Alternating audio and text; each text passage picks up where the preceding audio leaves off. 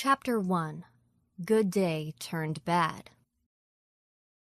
It was one of those Chicago winter days that you hear people who aren't from Chicago complain about. They use it as a reason for not wanting to live in Chicago, as if the people who do live there have some sort of masochistic streak. What most don't realize is that we Chicagoans actually take a kind of pride in surviving the harsh winters. Chicago is not the frozen tundra that so many people seem to think it is, complete with polar bears walking down Michigan Avenue. I was feeling pretty good for a day as gray as it was. Most people do start to suffer some kind of seasonal affective disorder, but the winters here seldom got to me in the same way. I actually preferred bundling up and wearing baggy winter clothes. I considered it a public service, since the less of me that was publicly visible, the better. So I was actually enjoying the bite of the wind against the skin of my face as I stepped out of my modest 3-bedroom apartment and walked the block to my car. It usually bodes well when my car manages to start without stalling or protesting too much, so I figured I was in for a good day at the office when my car started immediately. The sun was just starting to peek over the tops of the houses, and traffic was already heavy, as usual. Chicago seems to run a kind of constant rush hour during the week. I had my own business, but I like to keep a tight schedule and try and show up on time. I had one employee, and I like to set a good example. Of course, my secretary offered me little to no respect, but that was okay since I pretty much encouraged it. I was hardly a tough-as-nails boss. I spent much of my time out on assignments anyway, so I just asked that she be there to answer the phone and make sure I got my messages. As far as that went, she did a great job. Today I was planning on spending the day in the office. As a private investigator, I often had days where most of my research was done online. These days, I was getting hired more and more to do background checks instead of following cheating spouses. I had software that allowed me to check into almost any area that was generally of interest to my clients. I tended to let the background checks pile up a bit so that when I had a day like this, I could spend it in the office and stay relatively warm. I liked the fact that I was able to find an office that was not only affordable but also close to where I live. While the rest of the city was climbing through traffic, I just had a short 20-minute ride and I was at work. Of course, on the days when I did have to go into the field or head downtown, I was just as screwed as the rest of the citizens. But most of the time, it played right into my hands. I was at the office in no time that morning, and once again, was looking forward to my day. I stopped in the nearby 7-Eleven and decided to get a cup of coffee. I sipped the hot liquid and closed my eyes for a moment as I stepped out into the cold air again. I enjoyed the psychological caffeine rush almost as much as the actual rush that would come once it had worked its way throughout my system. I walked maybe 20 yards to the front door of the office. I took my keys and unlocked the door and pushed against the heavy wood and glass door. It opened with its usual protest, and then I opened the inner door and started up the sharp incline of the stairs.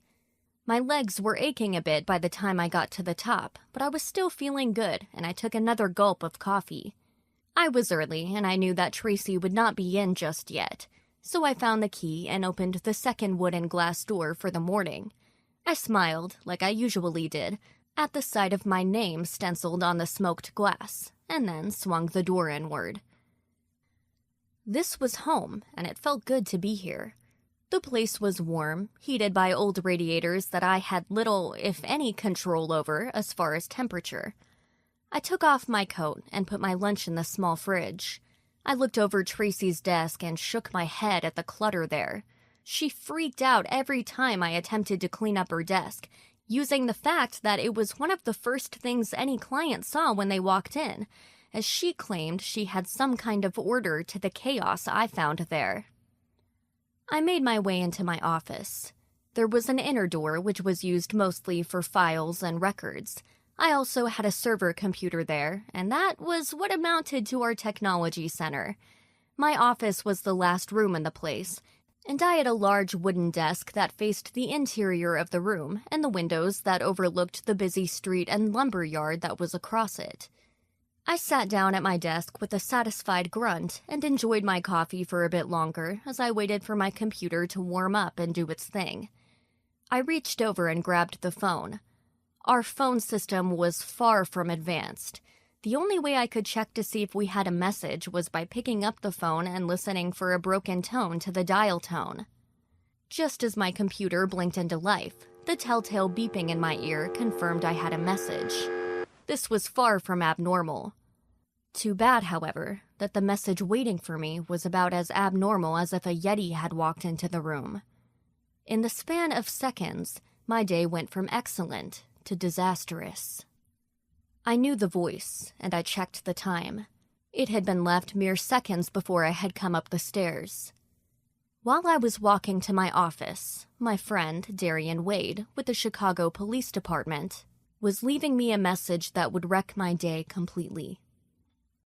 "Michael?" Darian said. "This is Darian. As soon as you get in, call me. I'm sorry to start the day for you with this, but I'm at your friend Carl Dabowski's home. Mike, he's dead. It looks like he killed himself. I'm sorry. Call me." I heard Tracy as she opened the heavy door downstairs and climbed up the stairs. I knew she would come in smiling and want a banner. However, I barely noticed or registered. Inside, my heart was sinking. One of my oldest friends and a former business partner was dead. My life would never be the same again. "Damn," I muttered as I stared at the phone. So much for a quiet day. Chapter 2. Partners. I put my coat on and immediately left the office and began the descent down the stairs. Tracy arrived and I barely noticed, saying a brief hello as I walked past. She was taken aback. "Well, good morning to you too," she said, and there was an attempt to put some humor behind it. "I have to go out," I said as I reached the bottom of the stairs and opened the inner door. "I'll fill you in later." The cold air cut right through my face as I stepped into the street. I didn't feel like crying, but there was this hard thing in my gut, as if my very intestines had turned into some kind of lead ball. My head seemed as if it was spinning. I made it to my Jeep and climbed in. I put the key into the ignition, but as soon as I did that, I felt as if I was going to faint. My breath seemed to wheeze in and out of my lungs. The radio burst into life and I nearly jumped out of the driver's seat.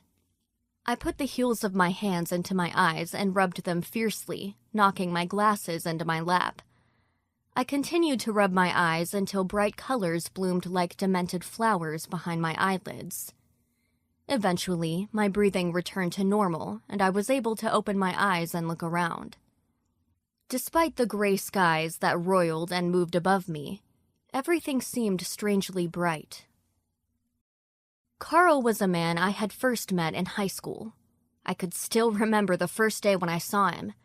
He had shown up as a freshman, wearing the most outlandish-looking jeans that anyone had ever seen.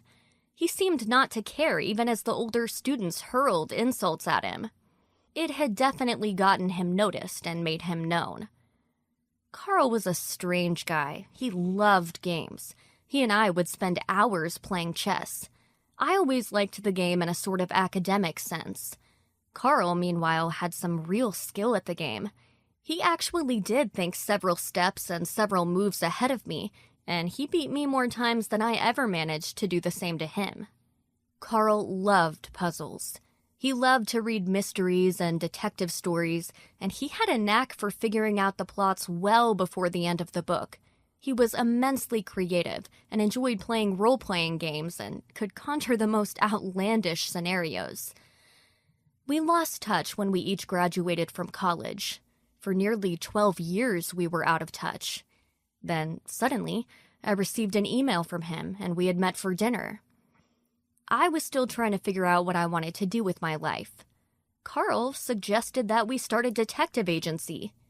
I went off to school to get the necessary degree, and Carl figured out the puzzle of what it would take to open such a business.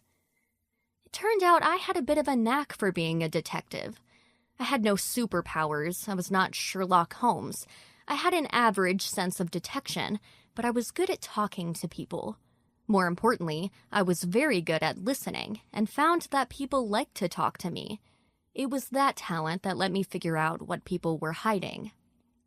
Of course, I also was a voyeur, and I liked spying on people, and that always came in handy when you had to get sneaky photographs of cheating lovers or figure out if the guy was trying to cheat the insurance firm. So, for 3 years, we ran the place ourselves. We never had any particularly dramatic or exciting cases. However, I got to enjoy the work. Sometimes we really helped someone. It wasn't anything like the movies, but then not very much in life is. Carl, meanwhile, was growing bored with dealing with the public. He had not gone back to school to get the degrees, and so he spent much of the time back at the office looking up various things on the computer. While doing that, he discovered he had a knack for writing the detective stories he loved to read. When he showed them to me, I was honest and told him the stories were fantastic, and I knew that he was not going to be my partner much longer. Sure enough, he soon had an agent and a publishing deal, and I had to wish him well. Carl had gone on and dazzled the literary world. I read all of his stuff. I loved his characters and his stories. He had a knack for grabbing the reader and pulling them in with realistic characters. He had just the year before finally made a dent in things by appearing on a few bestseller lists. I had heard rumors that Hollywood might even be interested.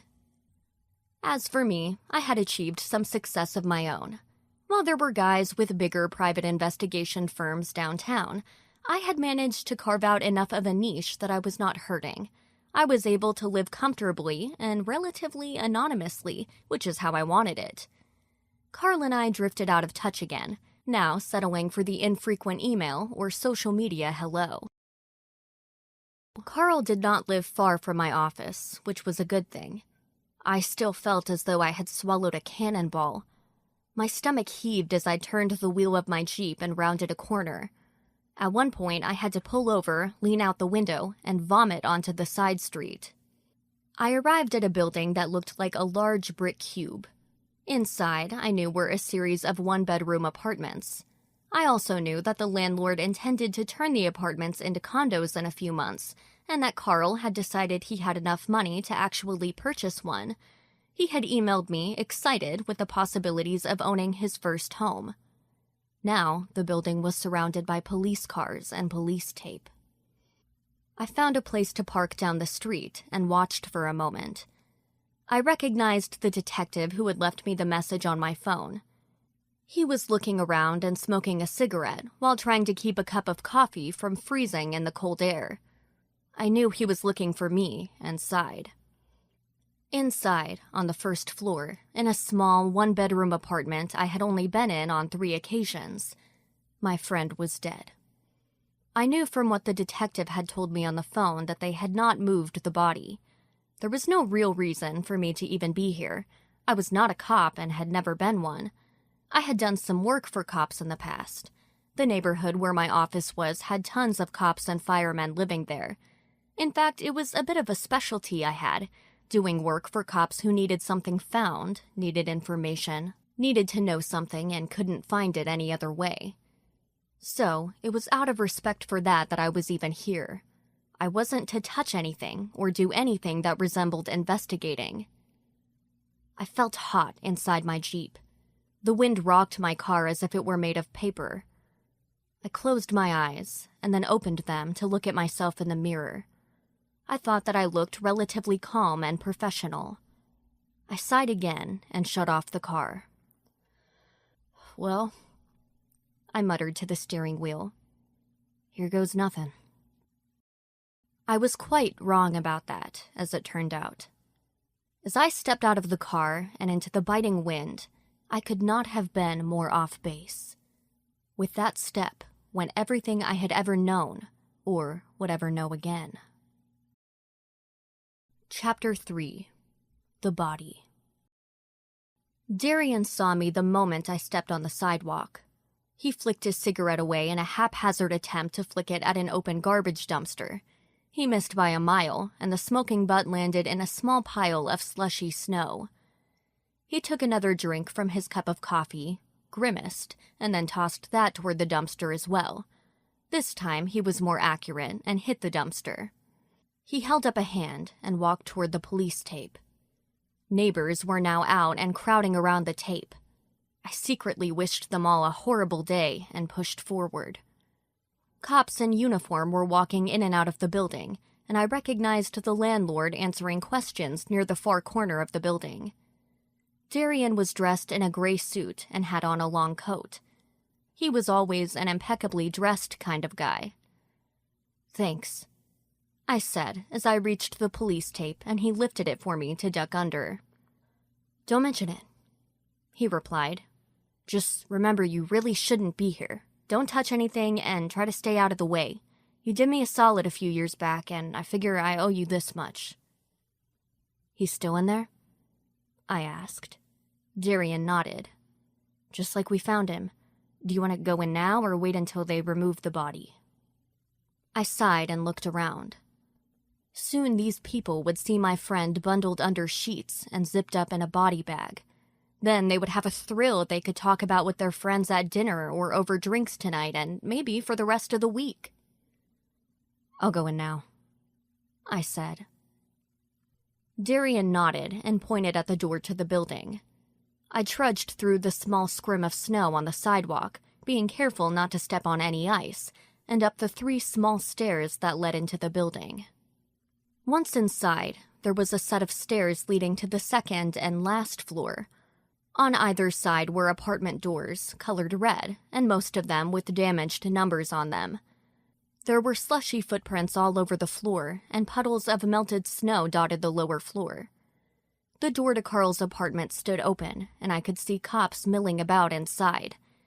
Several of them looked up at me when I entered, but most of them just nodded and went back to taking notes or doing whatever the hell it was they were doing.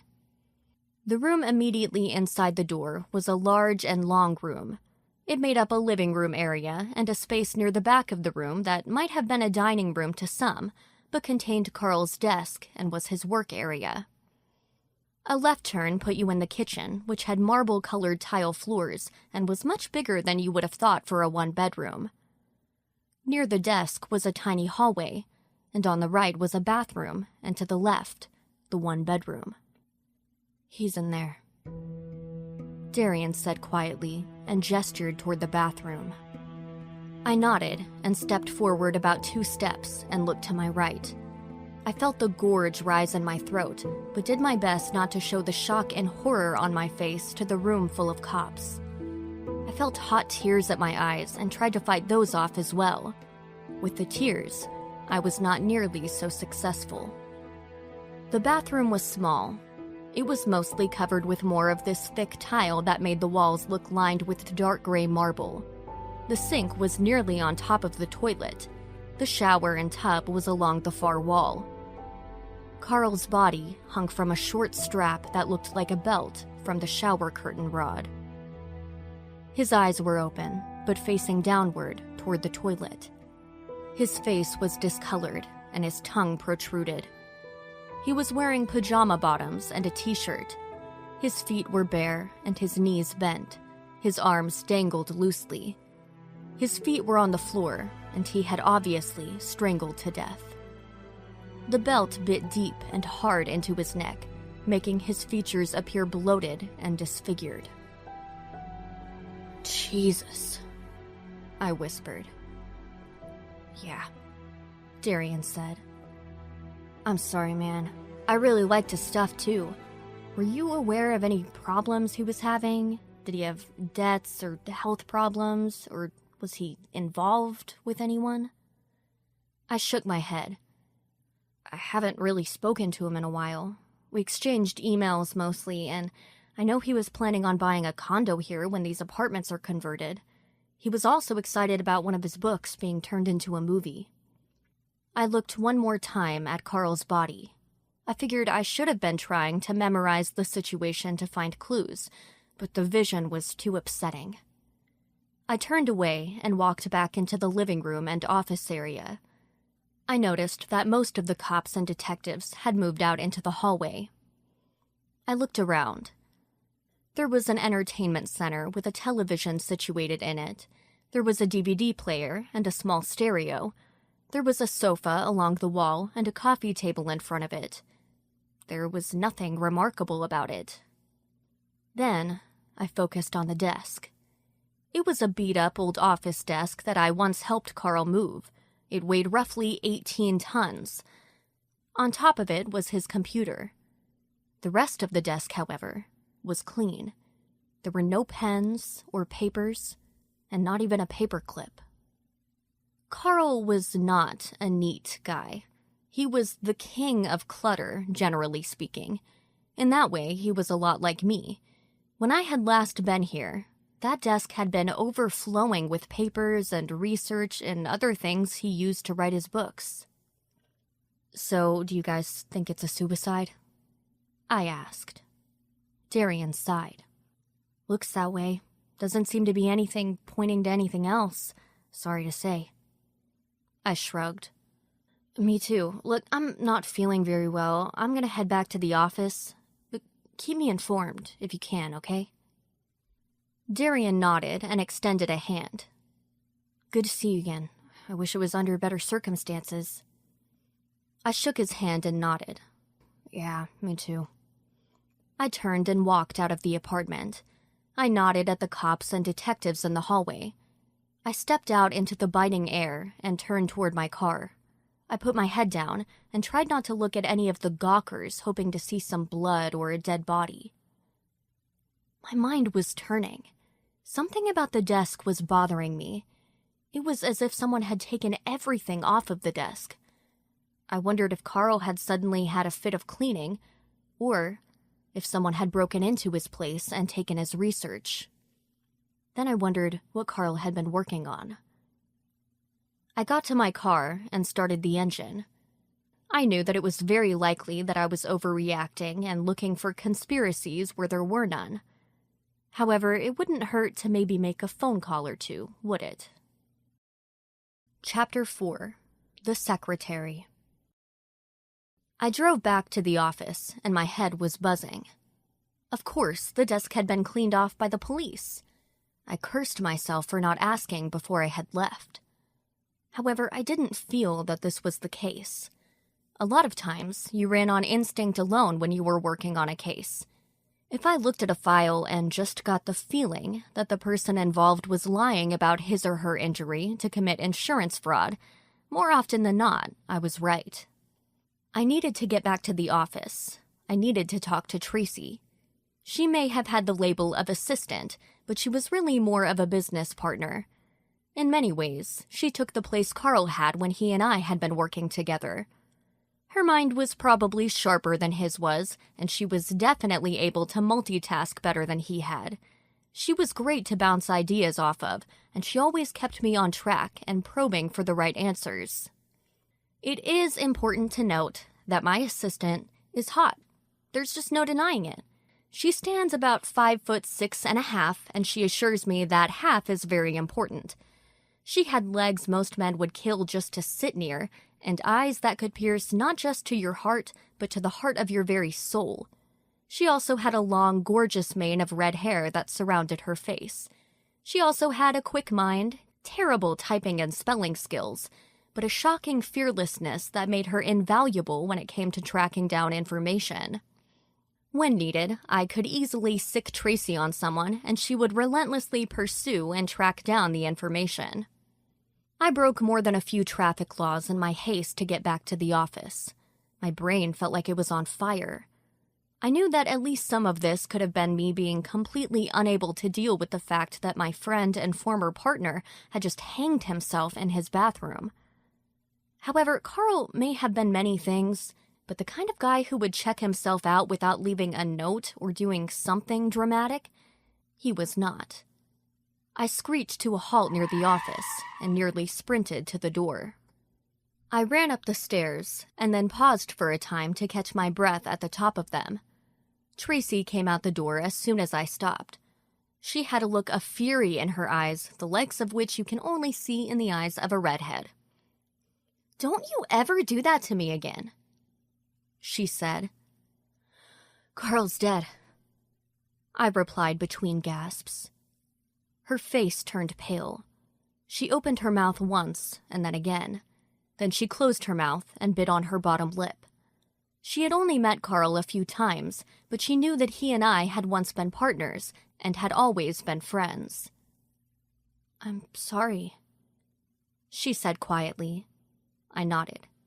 "Let's go inside." She took her turn nodding, and we went into the office. I walked through the outer office and then through the inner room. I flung myself into the office chair behind my desk and rubbed my eyes from beneath my glasses. My head had stopped spinning, but was well on its way to hurting. "They found him hanging in the bathroom from the shower rod," I said. Tracy gasped and sat down in a chair in front of my desk. She was dressed perfectly, as always. She had her red hair down, and it cascaded around her shoulders. She would have looked perfect sitting at the Playboy Mansion, or perhaps waiting for makeup before posing for photos for a magazine. In short, she looked like she belonged anywhere but a tiny office for a 2-bit private eye. "His desk was cleaned off," I said. "Carl's desk was clean?" she asked with surprise in her voice. "Did the police do it?" I shook my head. I called and checked. It was like that when they found him. "Who called the police?" she asked. I opened my eyes and looked into hers. "I never asked." We were silent for a moment. We stared at each other for a while. "You're not buying that it was a suicide," she said. I shook my head. "Not for a minute. He had too much going on. He was excited about things. He had a new book, for crying out loud. He didn't even leave a note. Do you think Carl would be the type to kill himself and not leave a note?" "No," she said. "But don't you think it might be wishful thinking on your part?" "I've thought of that," I said. "However, I don't think it hurts to look into it a little." "What do you think you'll find that the cops can't?" she asked. I cocked my head to the side and looked at her. "Do you really have to ask?" She shook her head. "Ugh, so arrogant. What do you want me to do?" "Someone has to stay on top of the current cases we have," I replied. "They're all research cases. Can you handle them?" She sighed. "Don't I always?" I smiled. "And stay near the phone. I may need your help." She nodded. "What are you doing first?" "I'm going to visit his apartment again," I said. "I have this feeling there's something there." Chapter 5. Breaking and Entering. I spent the rest of that day making phone calls to Carl's other friends. They were all, as you might imagine, in a state of shock and dismay.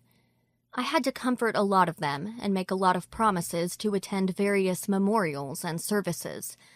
I lost track after the 4th separate memorial service at the 4th church. However, I was able to glean some information. Namely, it was universally felt that there was no reason for Carl to kill himself. Several mentioned that Carl had been excited about starting a new book, and that he had even spent time at a writer's retreat somewhere north of the city and near the lake and Wisconsin border. He apparently told several people that he felt that this book would take him in radical new directions and open his career up to new audiences. I thanked Tracy for the work she did on the current cases that I had open. When she left, I spent time at the office, waiting for the sun to go down and looking online. I spent time at Carl's website, looking for anything that might provide more information. Again, Carl had posted some cryptic messages about amazing things he had discovered that he was planning on using for a new series of books he was going to write. I was puzzled, but more convinced than ever that something was wrong. I was more convinced than ever that his death was not a suicide. When the sun was down, I put on my dark coat and grabbed a flashlight and something out of the desk I thought would get me into his apartment. It took me less than 5 minutes to get to Carl's apartment.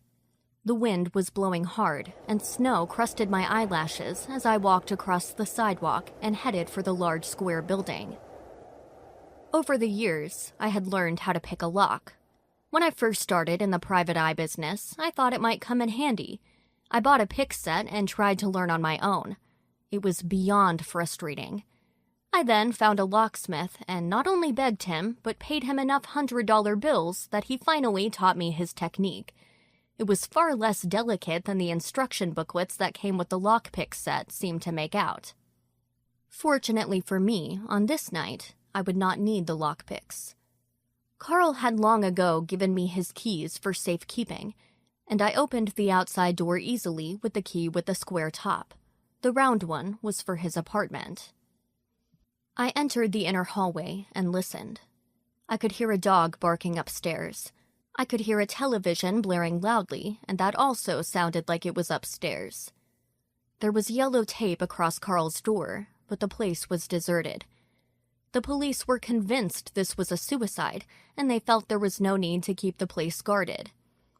I moved quickly and quietly, and was inside his apartment door in seconds. The darkness was absolute, save from light filtering through the windows from the streetlights outside.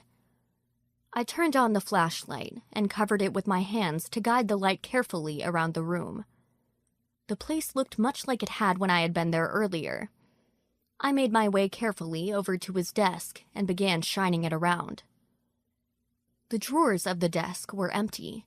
Screws were missing out of the back of the computer, as if the back had been removed and something removed from the computer itself.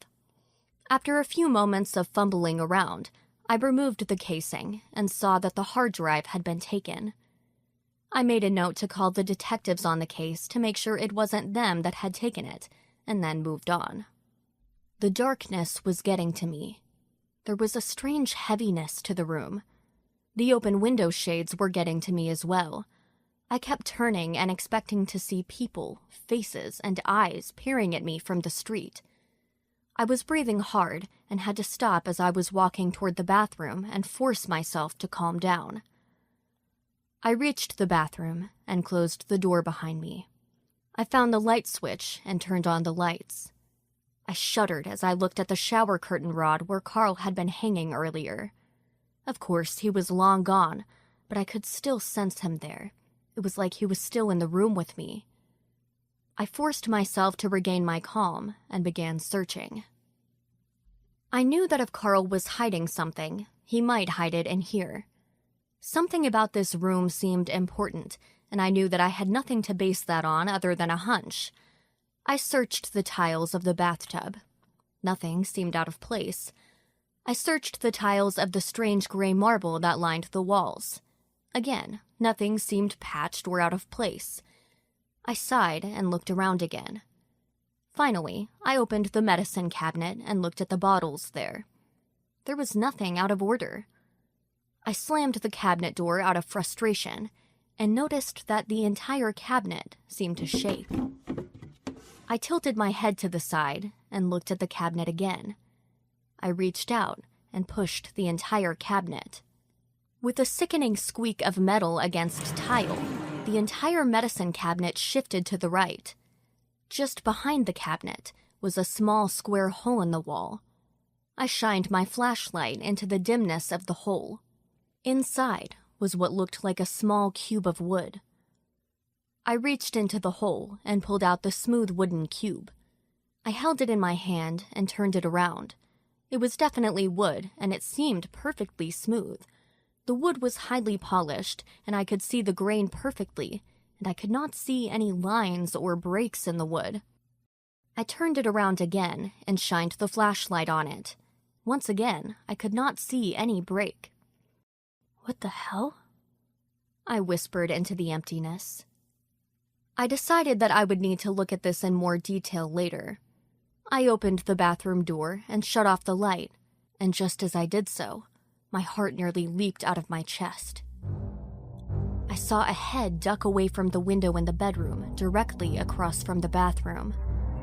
I shined the light toward the window, but the face was gone. My heart was hammering in my chest. I moved across the hall and peered out of the window. I saw a shadow move around the side of the building. Then I looked out straight toward the sidewalk and the house next door.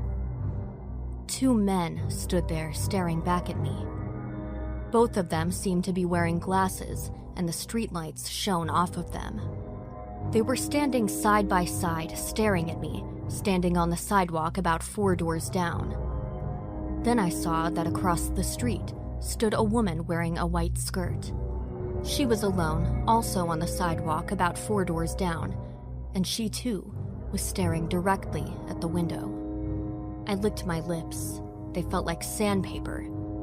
I swallowed and felt more sandpaper lining my throat. I turned and walked quickly across the living room, putting the small cube of wood in my inside coat pocket. I opened the door and closed it behind me and ran out to the sidewalk. I had no gun, but I carried the one illegal thing I used as a weapon. I opened the black switchblade with my right hand. I turned to the right and saw that the 2 men were gone. The woman was still there, but she was turning and walking away. "Who are you?" I shouted. The woman did not turn and look at me. She walked slowly away, her back towards me into the shadows. I started to walk after her, but then felt a kind of tingling on the back of my neck. I turned slowly and saw 2 more men standing across the street in an empty field that was part of property owned by a local school. They were staring at me, and, obviously, were 2 different men from the 2 who had been on the sidewalk. I ran across the street and stood near the edge of the grass. "What do you 2 want?" I asked loudly. "Who are you?" "You should stay out of it," said the man on my right. "Just stay out of it." "Who are you?" I asked again. "They're sleeping," said the one on my left. "They sleep, but they know. You should know that. They know." "What are you talking about?" I asked. "Keep it in mind," said the one to my right. Their voices were soft. I had to strain to hear them over the wind. "Consider this a warning. They are aware, and so are we. You cannot stop what is coming. Your friend couldn't, and neither can you." They turned in unison and began walking away. I shuddered. I was tempted to go after them, but my legs refused to move. I turned around and ran back to my car. There was a note on the windshield.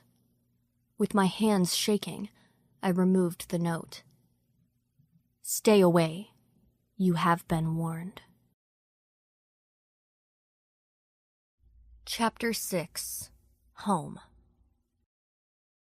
I ran to my car and climbed inside. I was shivering and I knew it had nothing to do with the cold. I turned on the engine and cranked the heater up as high as it would go. My hands were shaking as I grabbed the gear shift and started driving. I jumped as I became certain things were coming at me from the sides of the road. However, there was nothing there except for houses. The streets were now empty. I reached into my pocket and felt the square of the wooden cube. I shuddered again. It was just like Carl to put something important in some kind of puzzle box. He was always into games and puzzles. This was exactly the kind of thing I could expect him to do. I was tempted to pull over to see if I could open the thing. However, the shadows on the side of the road seemed to be closing in the moment I thought of pulling over. I had to get home. I stepped on the gas and drove home as fast as I could. I spent the short block walk from where I parked my car to my apartment, looking over my shoulder. It felt like there were eyes on me at every step. What the hell had Carl gotten into? How the hell could a man who was a writer get into something this odd? Who were those people? One thing was certain. I was right in believing that Carl had not killed himself. Still, there was no way I could go to the police with this. They would never believe me, and I scarcely believed it myself. I had no idea who those people were or where they had come from. The more I thought about it, the weaker my case got. It wasn't like the people who had spoken to me had admitted killing Carl. All I had seen were a bunch of people standing outside his place, and two weird guys talk to me while near the building. If one of them had been holding a bloody knife or a piece of the rope that had hanged Carl, that would have been different. I entered my apartment. My dog immediately started jumping all over me. I patted her head and scratched her stomach. She wanted to go out, but there was no way I was headed back out there. She could make a mess in the third spare bedroom for all I cared. I was ready to clean up poop from a rug before I was about to step outside. My hands were shaking as I sat down on the sofa in front of my coffee table. I pulled the wooden box from my pocket. I looked at it carefully, running my finger over the smooth wood. Whoever had made this box had done an amazing job. I know that there must have been a sliding panel or hidden button somewhere, but where was completely elusive. I turned the box in my hands repeatedly, getting more and more frustrated as the time slipped by. I felt as if time was running out. As for whom time was running out for, I had no idea. I also could not shake the feeling that someone was watching me. However, I had all of the blinds drawn. I always had the blinds drawn as I lived on a very busy street and didn't want to be looked at. I shuddered at the thought of nameless and unseen eyes watching me. I forced myself to put the box down after about 20 minutes. My hands were still shaking and I was sweating. I could not figure out what exactly had freaked me out so much. I had some weird folks talk to me, and that was it. It wasn't like I hadn't seen Stranger Things since I chose this career. I made a note to call a man I knew who also had some ties to Carl. He was a guy who owned a hobby and game store in a south suburb. He would probably know how to open this thing. Hell, he might have sold the thing to Carl. With that decision made, I felt capable of relaxing for a bit. I even laughed at myself. I was letting things get to me. Maybe I had even hallucinated the people I saw outside his apartment. I gave a little more attention to my dog, who was burning holes in the side of my head, staring at me intently. She sniffed at the wooden box and then sneezed. She didn't seem to like it much, and whined at me until I rubbed her belly. She was soon curled up and dozing next to me. When I felt I could walk again, I decided I needed something to drink. I do not drink booze, but a nice bottle of mineral water was in order. I tromped into the kitchen and found a bottle. My dog was right behind me on my heels, hoping I was about to give her a treat. I decided it might be a good time to make myself a tuna sandwich or something. I reached into the fridge and pulled out the mayo and pickle relish, a family secret ingredient to tuna fish, and closed the fridge. I then spared a glance out the rear window, which was right behind the fridge, and overlooked the apartment building's tiny yard and into the alley. No sooner had I done so, and I felt all of the moisture in my mouth dry up. My hands felt weak, and I nearly dropped the mayo and relish. I stepped back and stepped on my dog's paw, and she let out a yelp I barely heard. I kept backing up until the sink pushed into my hip. I reached out and pulled the string that shut off the light above the sink, and then stared out the window from the darkness. Between the gap of the garage and the neighbor's garage, there was an electrical pole. On that pole was a light, creating a kind of soft cone of light around that spot in the alley. Clearly, within that cone, and clearly staring up at my apartment, was a man. Chapter 7. Watched. I stood in the darkness and felt my heart hammering in my chest. My dog stood next to me, looking up at me with her head tilted to the side. She shifted on her paws anxiously as she waited to see if I was going to give her any food. I swallowed, my throat clicking loudly, and moved forward. I moved forward just enough until I could see the man standing there. He was standing in the snow. I couldn't see any details of his face. He must have been about the same height as me. I could see that he was wearing glasses because they were reflecting the lights of the streetlight just above him. The wind blew the long coat he was wearing around his calves. However, he seemed to not notice the cold at all. He didn't shudder, he didn't stamp his feet, he didn't shift his weight on his feet. He just stared. his hands in his pockets, seemingly directly into me. His face was hidden in shadow. I could have sworn I could feel his eyes burning right into me. My brain was in absolute conflict. Part of me told me it was time to ignore him. I should just make something to eat. I could eat the meal in the living room. I told myself that the man would likely be gone. I told myself this was all just a coincidence. This was just a drunk from the bar down the street. Or this was a homeless guy who had just picked my particular apartment to lounge behind. However, the other part of my brain told me that this had everything to do with the people who had been outside of Carl's apartment. I had no idea how they would have found my address. They hadn't even called me by name. Yet, how had they known I was in Carl's apartment in the first place? I turned and walked quickly into my bedroom. I opened my closet door as my dog jumped on the bed and barked excitedly.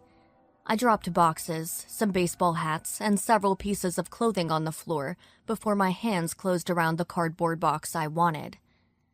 I lifted it out of the closet, set it on the bed, and opened it. I lifted the heavy black gun in my hand. I didn't own a real firearm. However, I did own an air pistol that from a distance and in shadow looked pretty real. I hoped that it would be enough to scare the guy behind my apartment. Part of me, however, hoped that he would be gone by the time I made it back into the kitchen. I was mistaken. He was still there. He seemed not to have moved. He seemed not to have even shifted his weight. The wind was whipping snow around him and bending the barren trees in the yards around him. I flung open the back door. Then I smashed open the glass outside door. I made sure the door closed behind me, shutting my dog behind me. She immediately began barking and scratching at the door. I walked to the wooden railing, and I held the gun in front of me. "Who the hell are you, and what do you want?" I yelled. I hoped my landlord, who lived just beneath me, was not home. He smiled. I could see just enough from the light over his head to see that his face moved. "You have no idea what you're involved with," he said. "Kululu Fatagan, detective. He hears, and he is aware. His time is about to come. You cannot stop it, and you should not stand in its way." I shook my head. My hand, still holding the gun, was shaking as well.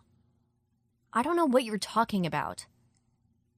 The smile stayed frozen on his face. He finally shifted his weight in the snow. "You may not right now, detective, but you will. You are going to be visited by someone tomorrow. I suggest you speak to him. I suggest you agree to help him." He spread his hands suddenly, as if he was blessing me and the entire backyard. "We are everywhere.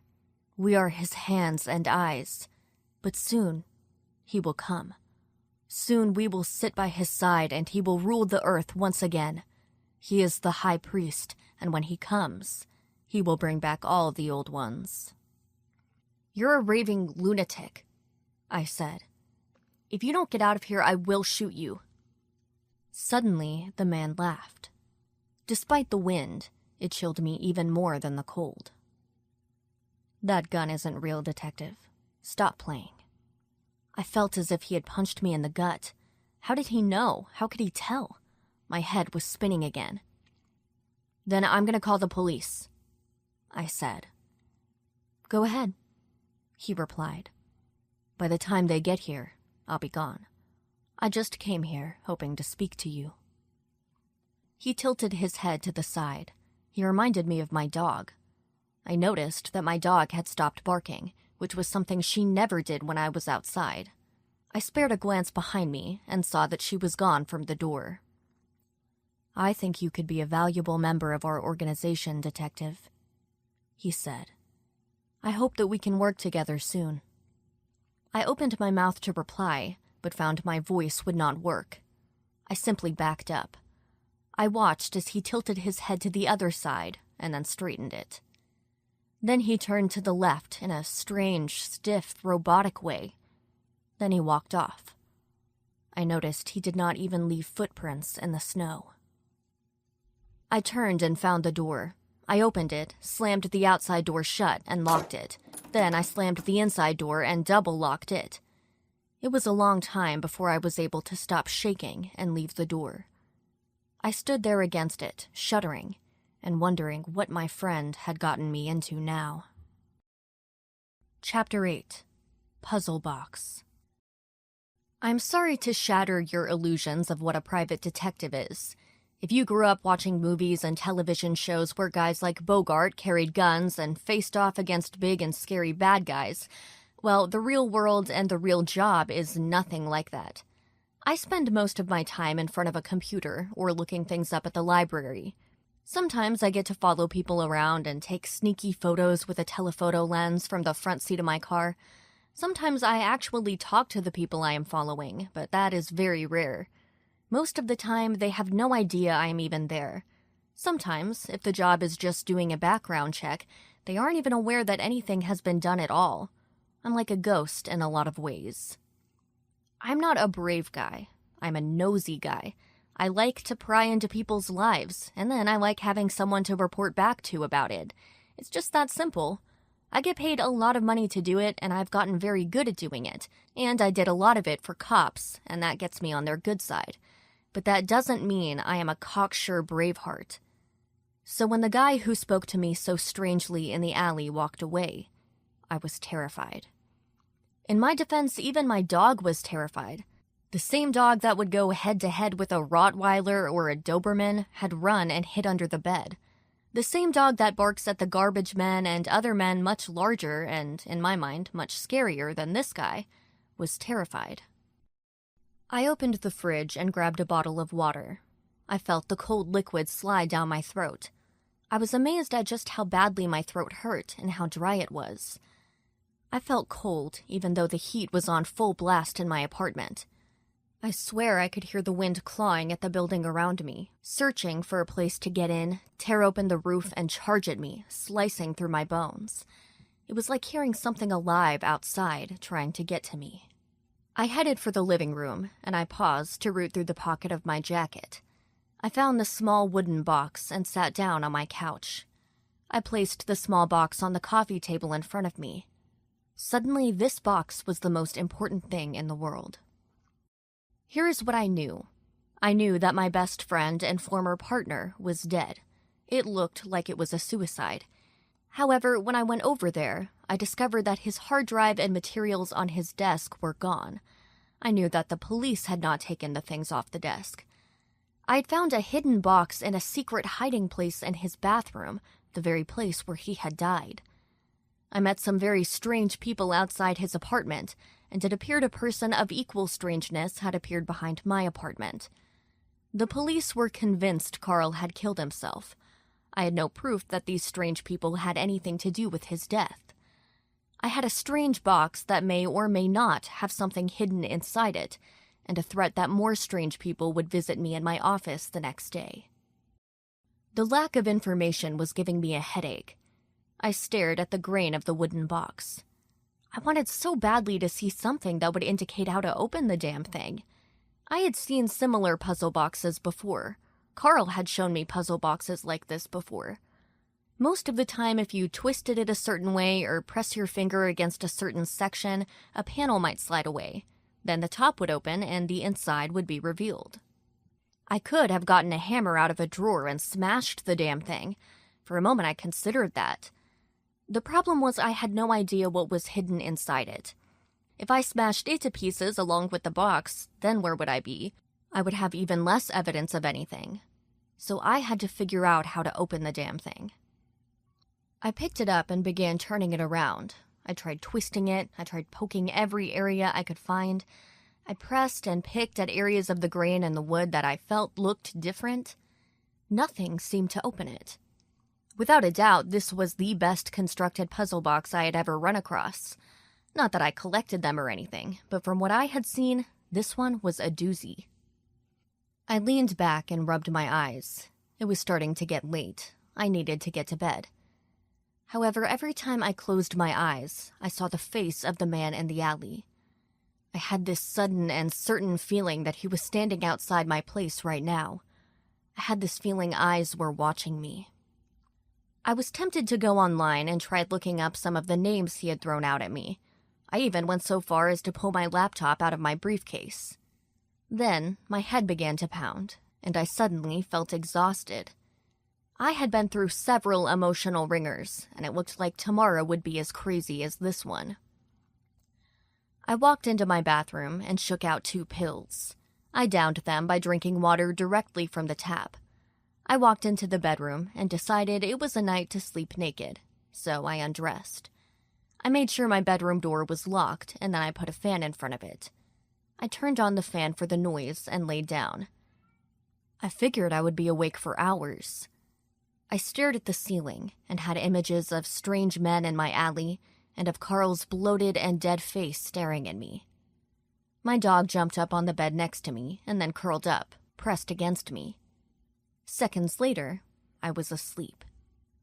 I did not have any good dreams that night. Chapter 9. A Visitor. I slept at best fitfully that night.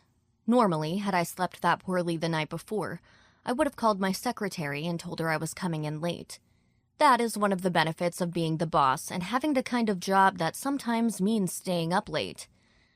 However, I had to find out more about the damn box, and I needed to find out if I had imagined the entire experience with the strange man behind my apartment, and whether or not I would have a strange visitor that morning. So I was up much earlier than I would even get up when I had slept well. My dog was looking at me suspiciously the entire time. I took her for a walk and nearly jumped out of my skin when a car backfired on the busy street that my apartment was on. I was as jittery as a poodle, and it seemed like every shadow held menace. It was cold and gray, which did not add to my mood. I was hoping it would at least be sunny. I loved the blue skies and sun during the winter. Even if it was blisteringly cold, a clear blue winter sky can lighten my mood immensely. Instead, the clouds were thick and gray and looked like they carried the promise of more snow later in the day. I dressed without even looking at what I was putting on. For a moment, I even contemplated carrying the stupid air gun with me.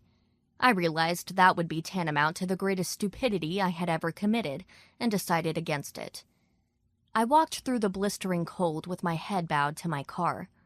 I half expected to see the creepy man with glasses leaning against my car, and walked past the opening of the alley with caution. The drive to work was short. I sat in the car on the street behind my office and let my nerves settle. It was a losing battle. I got out of the car and walked into the 7-Eleven next door. I bought some very hot and very strong coffee. I added a heaping amount of sugar and then paused to drink 3 large swallows before heading to the office. I climbed those stairs with what felt like weights on my ankles. The office was dark. I opened the door and turned on as many lights as I could. I opened the restroom down the hall. I looked at the desk where Tracy sat and wished she had gotten to work before me. I needed someone to talk to, and only she would really understand what was going on. Then, after a moment's thought, I realized she would likely not understand what was going on. I barely understood what was going on. "Hello, detective," a voice said from behind me, and I am ashamed to say I let out a small scream as I jumped nearly out of my shoes. I turned and faced the man behind me. I almost let loose a laugh once I saw him, however. He was shorter than me and had a shaved head with a covering of black stubble. He wore round, wire-rimmed glasses and had the shadow of a beard and mustache. His eyes were dark and blazed as if with some kind of internal light behind the small glasses. He had a small smile on his face that was the kind of smile built and designed to melt people's hearts and remove their defenses. He wore a blazingly white suit. It felt so white that, had he lain down in fresh snow and covered his head, he might vanish entirely. He wore no winter coat, and did not seem even remotely cold, even though the heat in the office and building had just kicked on. "Am I expecting you?" I asked in what I hoped was an authoritative voice. I wasn't sure I achieved the sound I was going for. "Yes, I believe you are," he said. "How did you get in?" I asked. "That door downstairs makes a horrible racket when it is opened and closed. I didn't hear a thing." He shrugged, and his smile grew wider. I don't know, I believe in politeness. I made sure to close that heavy door quietly. I nodded. Very polite of you. Thank you, he said, and he bowed his head slightly. May I come in? Please, I said. I'm the only one here at the moment. My secretary won't be here for about another 15 minutes.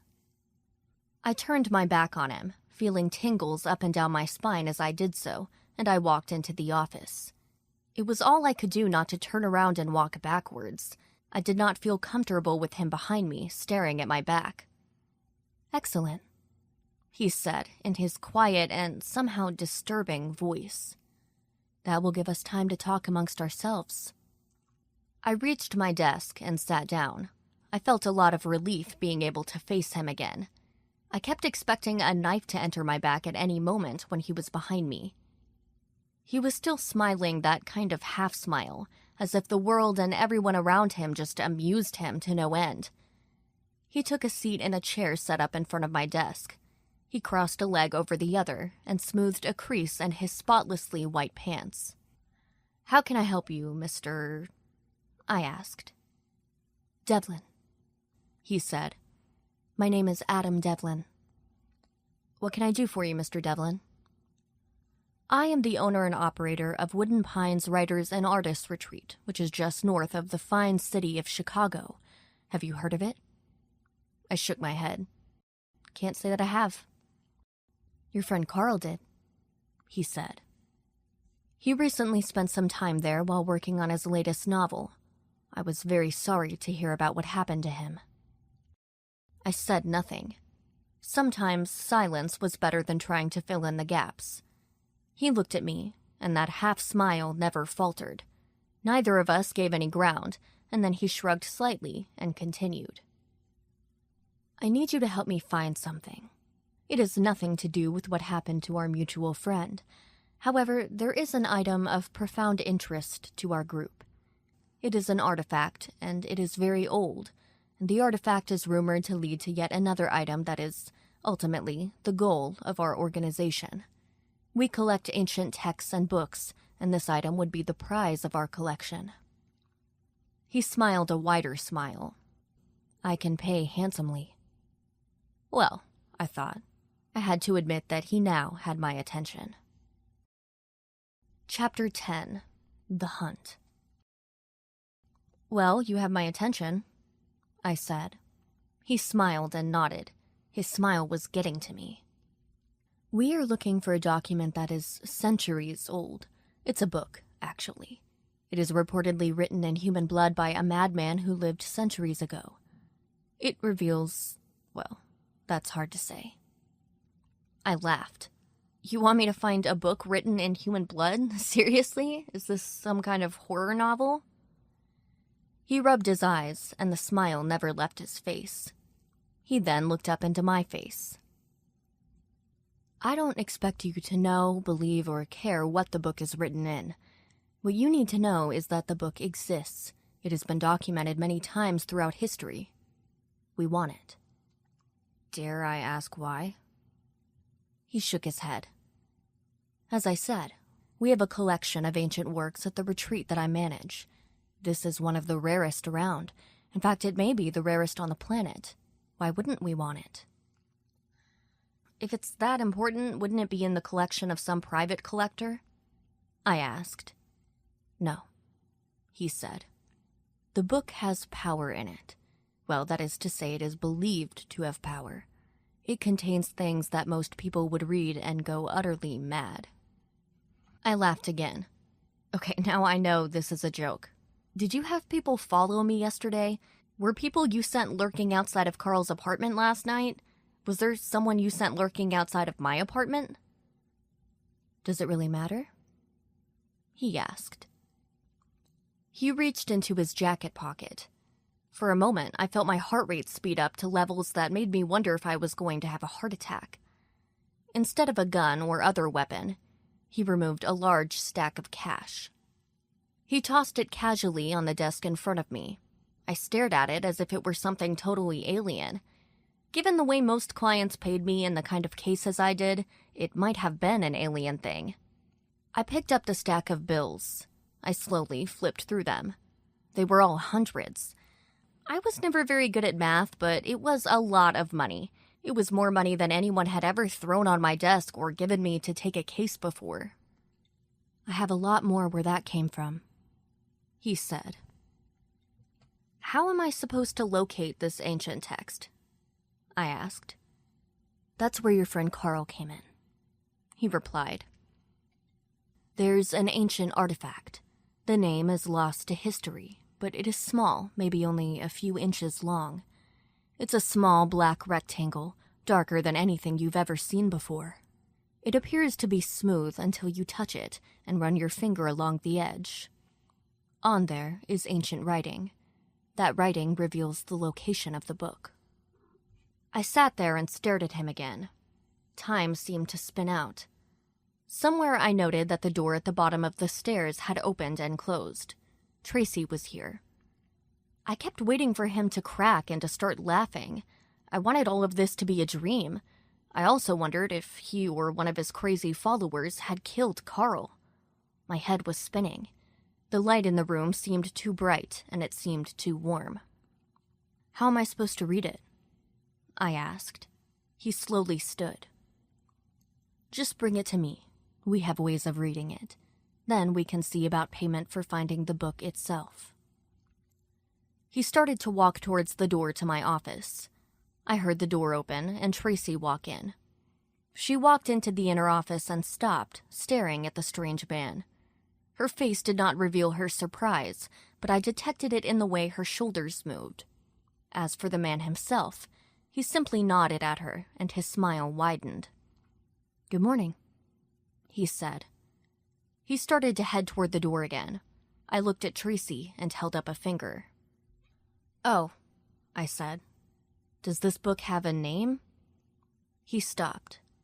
He did not turn around and look at me as he spoke. "Yes," he said quietly, but loud enough to be heard. "It's called the Necronomicon."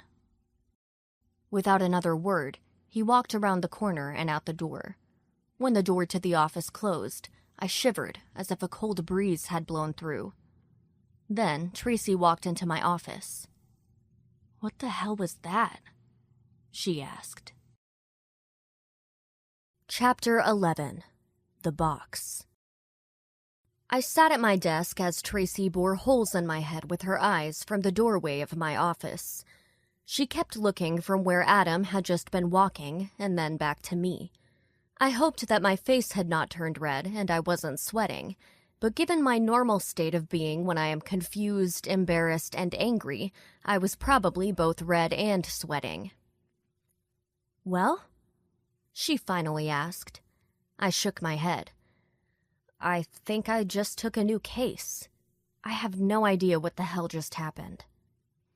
I picked up the huge stack of dollar bills on my desk and flicked through it. I then looked back up into Tracy's amber eyes and shrugged. She walked into the office and took the bills and did her own flip through them. She whistled and then sat down in the same chair Adam had been sitting in. She crossed her legs and fixed her skirt almost unconsciously. "So, what's the case?" she asked. "I am supposed to find some kind of artifact that, in turn, leads the way to some ancient book," I said, and then raised my eyebrows. Tracy raised hers right back, but did not burst out laughing. I had to give her credit for that.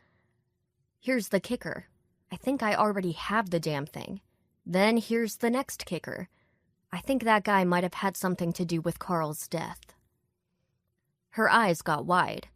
Then she looked down at the bills in her hand and grimaced. As if the bills might have been poisoned, she threw them at me. They thwacked against my left shoulder and fell to the ground. "Explain," she said simply, and the look of anger and outrage on her face nearly made me wither in my chair. "He said that he runs some kind of writers' and artists' retreat up north," I said. "He also said that Carl had been there and that he had actually been hired to find this artifact. The artifact itself is a simple black rectangle with some kind of writing on it. The thing isn't very big. As if I were performing some kind of magic trick, I reached down and produced the puzzle box. I put it on the desk with a kind of flourish. Tracy looked at me and then down at the box, and her eyes lit up. "You think it's in there?" she said. "I would bet money on it," I said. "We need to get that guy who's an expert on puzzles and games. Carl used to know him and hang with him. Do we still have all of our old contacts?" She rolled her eyes. "Of course. What the hell do you think I am? Why not just smash the thing open?" "What if I damage this artifact?" I asked. "I doubt they'll pay for a broken artifact." Her eyes got big again, and I saw her flush in anger. "You think these people may have been at least partly responsible for your friend's death, and you're going to get them what they wanted? Not only what they wanted, but what they might have killed your friend over? You're not going to take this to the police?" "I have no evidence," I replied. "I have theories. I don't even know for sure that the damn thing is inside here. I have no evidence they had anything to do with Carl's death. I have some weird things that happened to me when I was at his apartment, and a strange person who stood outside my apartment last night and told me to expect Adam here this morning. It's all very weird and downright creepy, but none of it is an admission to murder." "Wait," she said and held up a hand. "You had better rewind and tell me what happened last night." So I told her. She went from sitting there, looking at me in a mixture of anger and disgust, to sitting forward in the chair and looking at me with ever-growing alarm. When I had finished, the looks of anger had changed to looks of worry and downright concern. "That is by far the creepiest thing I have ever heard of," she said. "And you just sat here and talked to the guy? You're still thinking of handing over this thing to him? Who knows what they want it for?" "It's a book," I said. "They ultimately want to find some book. It's probably all a bunch of crap. They're probably just a bunch of nuts and nerds. You know, exactly the kind of people Carl liked to hang out with." "But they may have killed him." "And as soon as I have some kind of concrete proof of that," I said as I reached out to grab the puzzle box, "then I will turn everything I have over to the police and they can raid their little compound and turn it into Illinois' Waco." "That's not funny," she said. "I'm really creeped out that he was here and he knows where we work. I spent a lot of time in this office alone while you're out gallivanting around." "Don't worry," I said as I stood up and walked toward a filing cabinet. I opened it without looking at it and then rooted around for a Rolodex. "I don't think they have any interest in you. They want their book and then they'll disappear. Now, I need you to find out what you can about their little compound up north. I want to know what I might be walking into when I get up there." She stood up, and her glare was in fine form.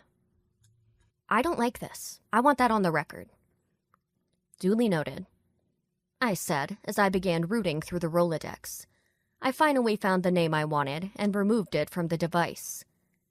"I need to go visit this games guy. I think he'll be able to get this damn box open." "Great," she said from her desk.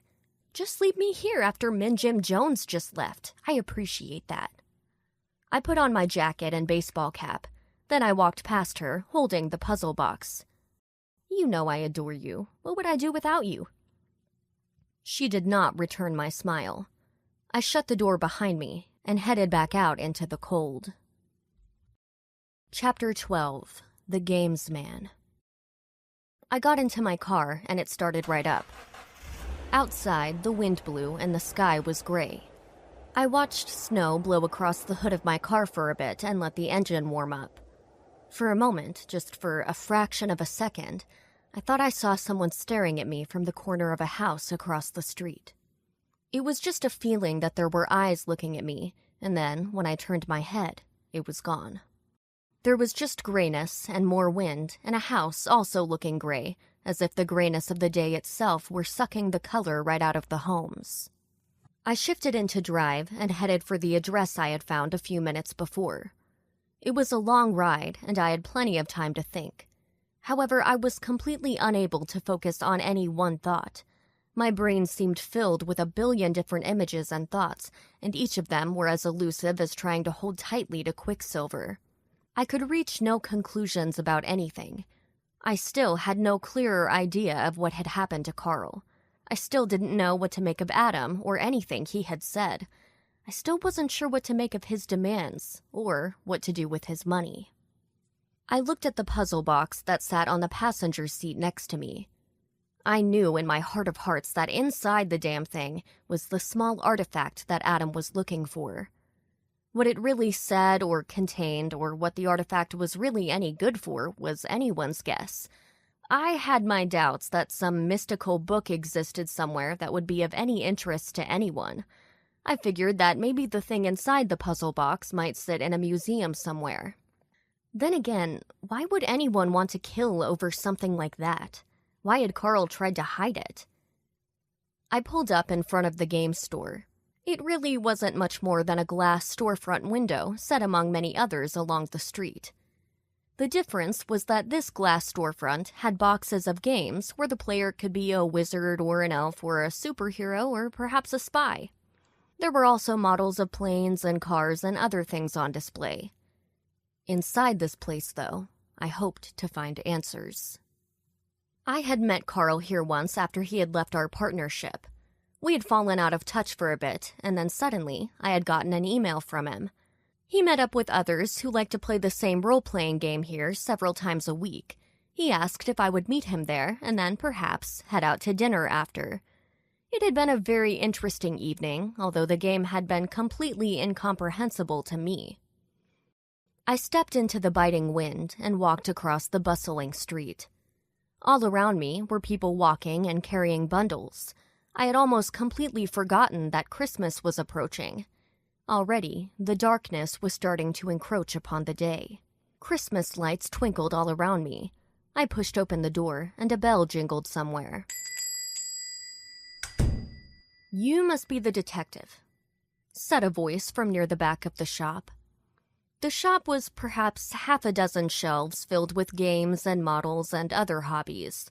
Then, near the back, were a couple of rooms with large glass windows, and inside there were tables for games players. In the middle, there was a small door and an office inside that. The man to whom the voice belonged to was standing there. "Yes, I am afraid I must," I said as I walked toward the back of the store. He was not very tall. He was shorter than me at the very least. His hair was long and stringy and blonde. He was attempting to grow a mustache and a bit of a beard, but it instead looked as if he had randomly glued bits of hair on his face and chin. He must have been in his mid-20s, but his face still bore the pits and scars from acne during his younger years.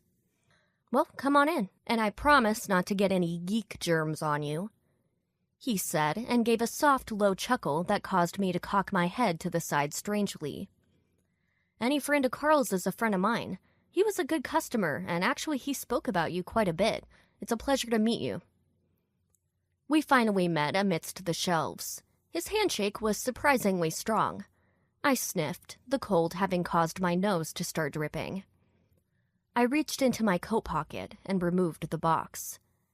"This is the box I told you about over the phone," I said. He nodded and reached out to clutch the smooth wooden cube. He smiled once he held it. Then he chuckled. "This is one of mine," he said. Carl loved these things. He was fascinated by them. He always wanted ones that were more complicated, more perfect, more difficult to open. "Where'd you find this?" I sighed. "I don't know if I should tell you." He just stood there looking at me. "Really?" "It was in Carl's apartment," I said at last. "I think he got involved with some rather strange people, and I think he hid something inside it. I just couldn't get the damn thing opened." "Is it dangerous?" he asked. I shrugged. "I don't know." "Do you think they killed Carl over it?" he asked as he looked at his handiwork. "I wish I knew," I said, "but I think it's a possibility." He stood there looking at the box for a time. Then he seemed to go through a number of emotions at once. Finally, he looked up at me. His crooked smile came across his face again. "Let's head into one of those back rooms," he said. "Let's see what Carl's put inside this thing." Outside, the wind howled longer and harder for just a moment. Although I was nowhere near a draft, I shuddered anyway. Chapter 13. Talisman. Me and my new friend headed into the back of the store. We took the room to the right. Inside, there wasn't much. There was a kind of long conference room table with some simple folding chairs. Anything else that might appear in these rooms would likely have been brought by the people who were using it. He sat down at the end of the table and began turning the box over and over in his hands. "I remember making this one," he said. "This is just a hobby of mine. I do a lot of woodworking stuff at home." I nodded and made some kind of humming sound to let him know I was listening. In fact, my heart was pounding, my feet were sweating. I could feel more beads of sweat running down the back of my neck. I took off my coat and put it on the back of a chair. He kept turning the box over and over in his hands. "Can you stop admiring it and just open it?" I asked. He smiled up at me. "See, no respect for craftsmanship in your line of work." Without even turning back to what he was doing, and with his eyes still locked on mine, he slid his thumb over a spot on the opposite side of the box from where I was standing. Suddenly, a small panel of wood slid up over the top of the box. Then, with a twist of his hand, the bottom half of the wooden block swung away. Then, he tilted the box slightly so I could look inside. "Jesus," I whispered, and my eyes grew wide. That caused his smirk to fade for a moment. He turned to see what was in his hands, I think momentarily afraid a nest of insects or snakes had just crawled out and into his lap. Instead, his eyes grew wide too. He tilted the box, and the thing inside clunked on the table. It was a rectangle. However, just describing it as that did not do it justice. It was the blackest black I had ever seen. It was like a hole in reality itself had just thunked itself down on the table in front of me. It was not very big, obviously, to have fit inside this rather small puzzle box. It was also very thin. "What the hell is that?" he asked. I shook my head and gave a tiny shrug. It was just as Adam had described it. How the hell had Carl found it? What the hell had he been doing since we had last spoken? However he had found it, he had feared it enough to risk his own life and hide it. I reached out and grabbed the small rectangle. I felt, for just a moment, a brief crackle of energy as I gripped it. I shook my head as if to clear it. Certainly I had just imagined that. I held it in my hands. It weighed virtually nothing. One side was completely smooth, like glass. On the other side, when I tilted the object in my hand, I could see had tiny images carved into its smoothness. I couldn't make out what any of those images were. They appeared to be in some symbolic, hieroglyphic language. I ran my thumb across the images. I could just barely feel the tiny inscriptions. Then, suddenly, it was as if my heart stopped. My head felt like it exploded. Images suddenly flooded my brain. My entire body went rigid as if electricity was shooting through it. The images came fast. I saw a world, unlike anything that existed today, with great cities built of stone. Creatures wandered the streets of this city, and their horrific appearance was beyond description. I saw another image of a huge creature with huge membranous wings, claws, and scales. Its face was a mass of swarming, twitching tentacles. Then suddenly I was whisked down a tunnel and saw a book. The ink of the book was a hideous brownish color, except for the bottommost paragraphs. There, the ink was red, and it ran down the edges of the page. The book was huge, sitting on a high pedestal inside some kind of throbbing, living cave. I knew without even touching it, that the cover of the book was made from leather made from human flesh. Then, just like that, it was over. I was on the floor. The games man was standing over me and talking to me. At first, it seemed like he was talking from a very long way away. Then he became clear. The look of fear made me chuckle. "Help me up," I said weakly. "What the hell just happened?" he asked. I shook my head. "I think it might be better if you know as little about this whole event as possible. Do you understand? This thing and everything surrounding it is very dangerous." His eyes were wide, and he looked exceptionally pale. He nodded. "Just go," he said. I put on my coat fast and put the talisman in my coat pocket. I nodded again at the kid, and then walked out into the store. I walked fast, my heart pounding as if I had just run a marathon. The images I had seen still bounced in my skull. I pushed open the door and into the cold. I turned right and ran into a dark-haired woman in a long coat, stocking cap, and glasses. "I'm sorry," I said. "So am I," she replied, and then she hit me with the taser. Chapter 14. Waking Up. I woke up inside a van. My first thought was, do they still make vans like this? There was nothing inside the back of the van except for metal and black walls, ceiling, and floor. It was a cargo van with no windows, and I was just rolling around inside of it like loose tools. The van was bouncing over rough roads, and I was bouncing against the metal floor. My head ached, and there was a buzzing sound in my head. My mouth felt coated with cotton, and the muscles throughout my body felt like they were jangling and loose. I doubted I could have stood had I been able to. The van came to a sudden stop, and I slid toward the front. I heard the front door to the van open, and then footsteps outside. Then the door opened. I tried to raise my hands to defend myself, but my arms didn't seem to want to work. I ended up looking at the dark-haired girl that had zapped me outside the store. "What the hell did you hit me with?" I asked. "Jesus, I've never seen a taser like that." She smiled. "Sorry, I kind of found it through some acquaintances. It's not your average self-defense device. I needed to make sure you were out. Can you move?" I managed to kind of flop crawl my way to the open door. She reached in and helped me into a seated position. Then she produced a bottle of water and lifted it to my lips. I drank hungrily, the water sloshing around my mouth and down my chin and onto my coat. The ice-cold air was also helping to clear my head. I pulled back from the bottle and looked at her. She had removed her stocking cap. Her hair was tied up over her head. She was wearing dark-rimmed glasses. As I had thought when I first saw her, she was beautiful, but she was trying hard not to look that way. "My name's Candace," she said. "I've been watching you." "Join the club," I said. "I feel like I'm the star of my own reality television show. Let me guess, you know something about Adam and the group he's running up there." She nodded. "I used to be very close to Adam. Very close, if you get my meaning."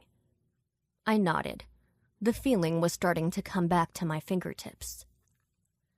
"He was a pretty normal guy at one time," she said. "Then he started to read some strange things. He found himself enraptured with a particular horror writer that you might have heard of. Have you heard of H.P. Lovecraft?" I nodded again. I was a fan of horror novels. I tended to like the more modern stuff, but I had at least read a few Lovecraft stories. They weren't quite my cup of tea. "Then you know about his mythos?" she asked. I shook my head. She sighed. "It's a series of stories about ancient gods and monsters that he claimed ruled the earth long before man was here. These were giant creatures and creatures that looked nothing like humans. Some of them were even more plant than animal. One of the biggest was the high priest Kululu. He supposedly lived in a great city called Relie. Eventually, the world changed and the city sank. He now lays dormant at the bottom of the sea where he waits to be reawakened. Once that happens, he will awaken the rest of the old ones and rule the earth again. I didn't say anything. I managed a kind of shrug. Of course, everyone believed it was all fiction. Even Adam felt it was all fiction at first. Then, the more he kept reading, the more convinced he became that it was all real. The more obsessed he became, the stranger he became. He became obsessed with finding all written materials about the mythos. Eventually, he was like some kind of addict. All he had time for was searching. She paused then. A tear crept from one eye and ran down her cheek. He found other people who believed what he believed. Most of them were writers for some reason. He started to believe that writers and artists were more open to the idea of the old ones. They were more in tune with them or something. They began hanging around together. Before I knew it, he was the leader of what amounted to a cult. Then things got scarier and scarier. He began talking about books bound with human flesh, sacrifices, and resurrecting the old ones. What's more is he was absolutely serious. Sacrifice? I asked. She nodded. Yes, those old ones were not passive. They demanded blood and lots of it. I left at some point. I left at the point where the group was talking about performing rituals and finding homeless people to sacrifice. Sweet Jesus, I whispered. I know he hired your friend Carl to find the talisman, she said. I have some people inside his little cult that still stay in touch with me. I tried to warn Carl. Carl seemed to be trying to fool Adam. He was pretending like he believed what Adam was saying, but I think he intended to find the talisman and hide it or run away with it. Adam and his kind got to him before I could do anything. I'm sorry, and I wish I could have done something. I nodded again. So, do you have it? She asked. I managed to move my hand into my pocket, and I removed the small black talisman. I could feel the power in it, throbbing in my hand. I was kind of hoping you hadn't, she said softly. Chapter 15. Vision. She looked at the talisman in my hand with a kind of awe that actually shocked me. Given the things she had been saying, I figured she would look at it with scorn. She reached out and touched the small black rectangle tentatively. She ran her finger over the images engraved on the object. She made a small gasping sound. Did you touch it? She asked. I nodded.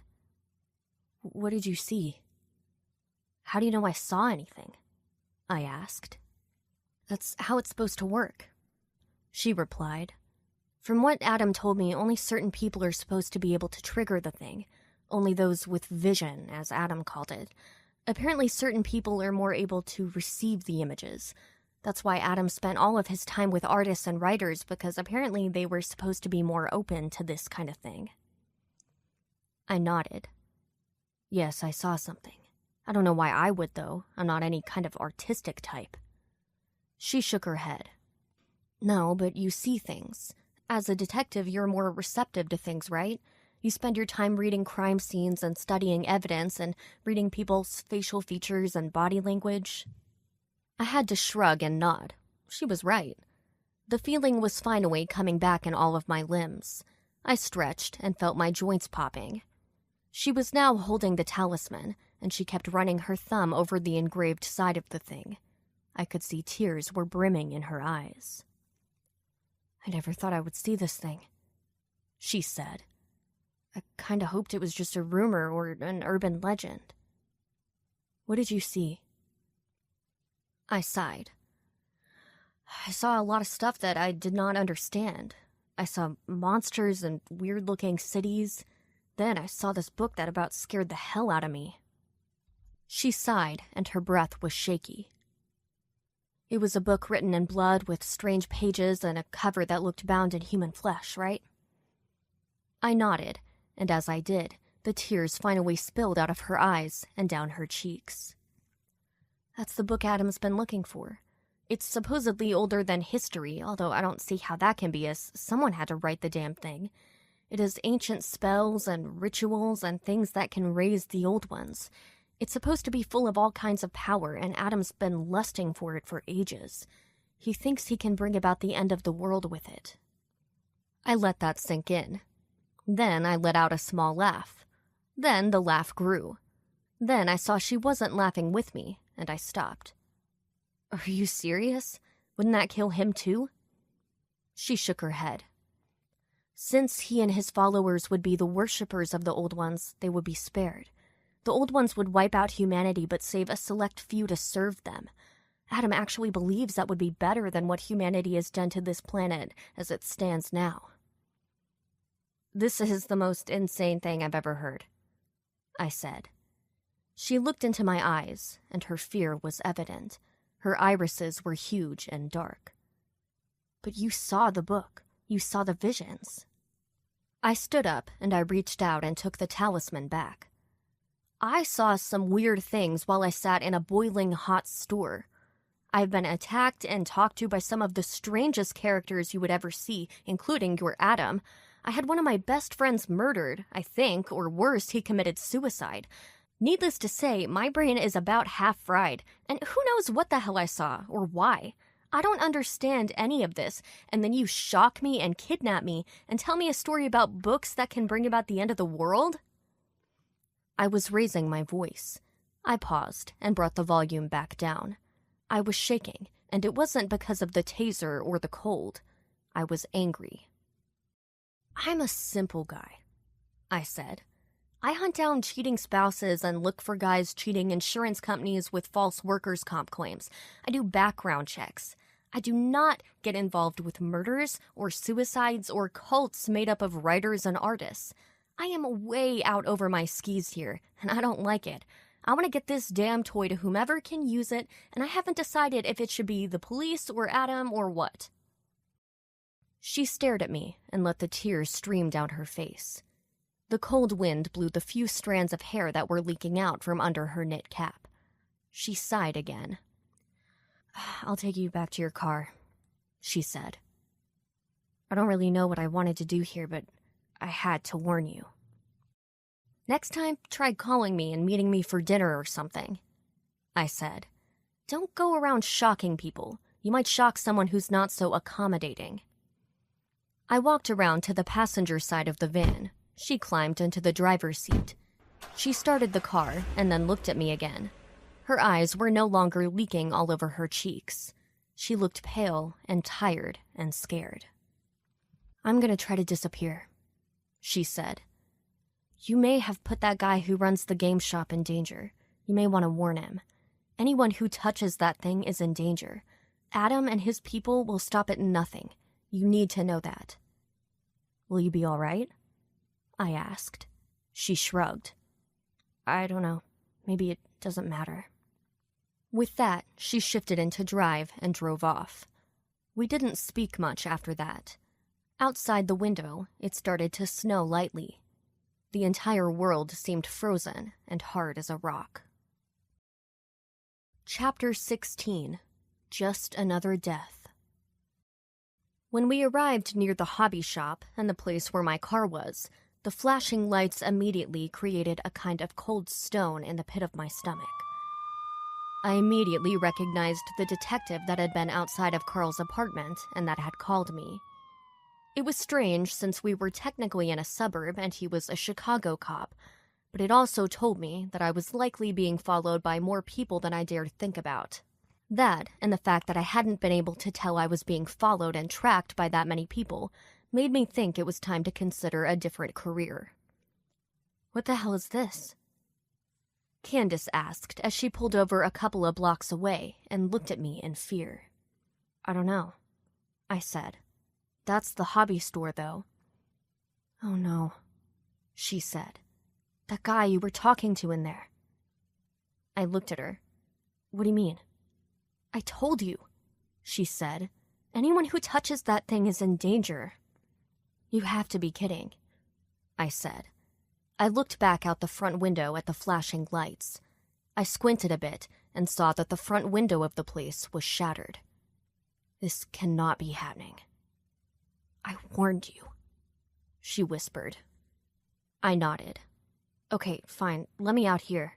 Can you disappear again? You said you could. Can you really do it? She shrugged.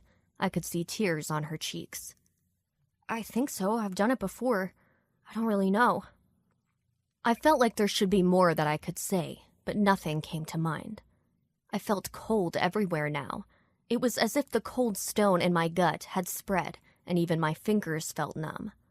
The heater was blowing hot air into my face, but I felt cold enough that I wanted to shiver my bones into powder. Then do it, I said. I stepped into the cold and felt the snow crunching beneath my shoes.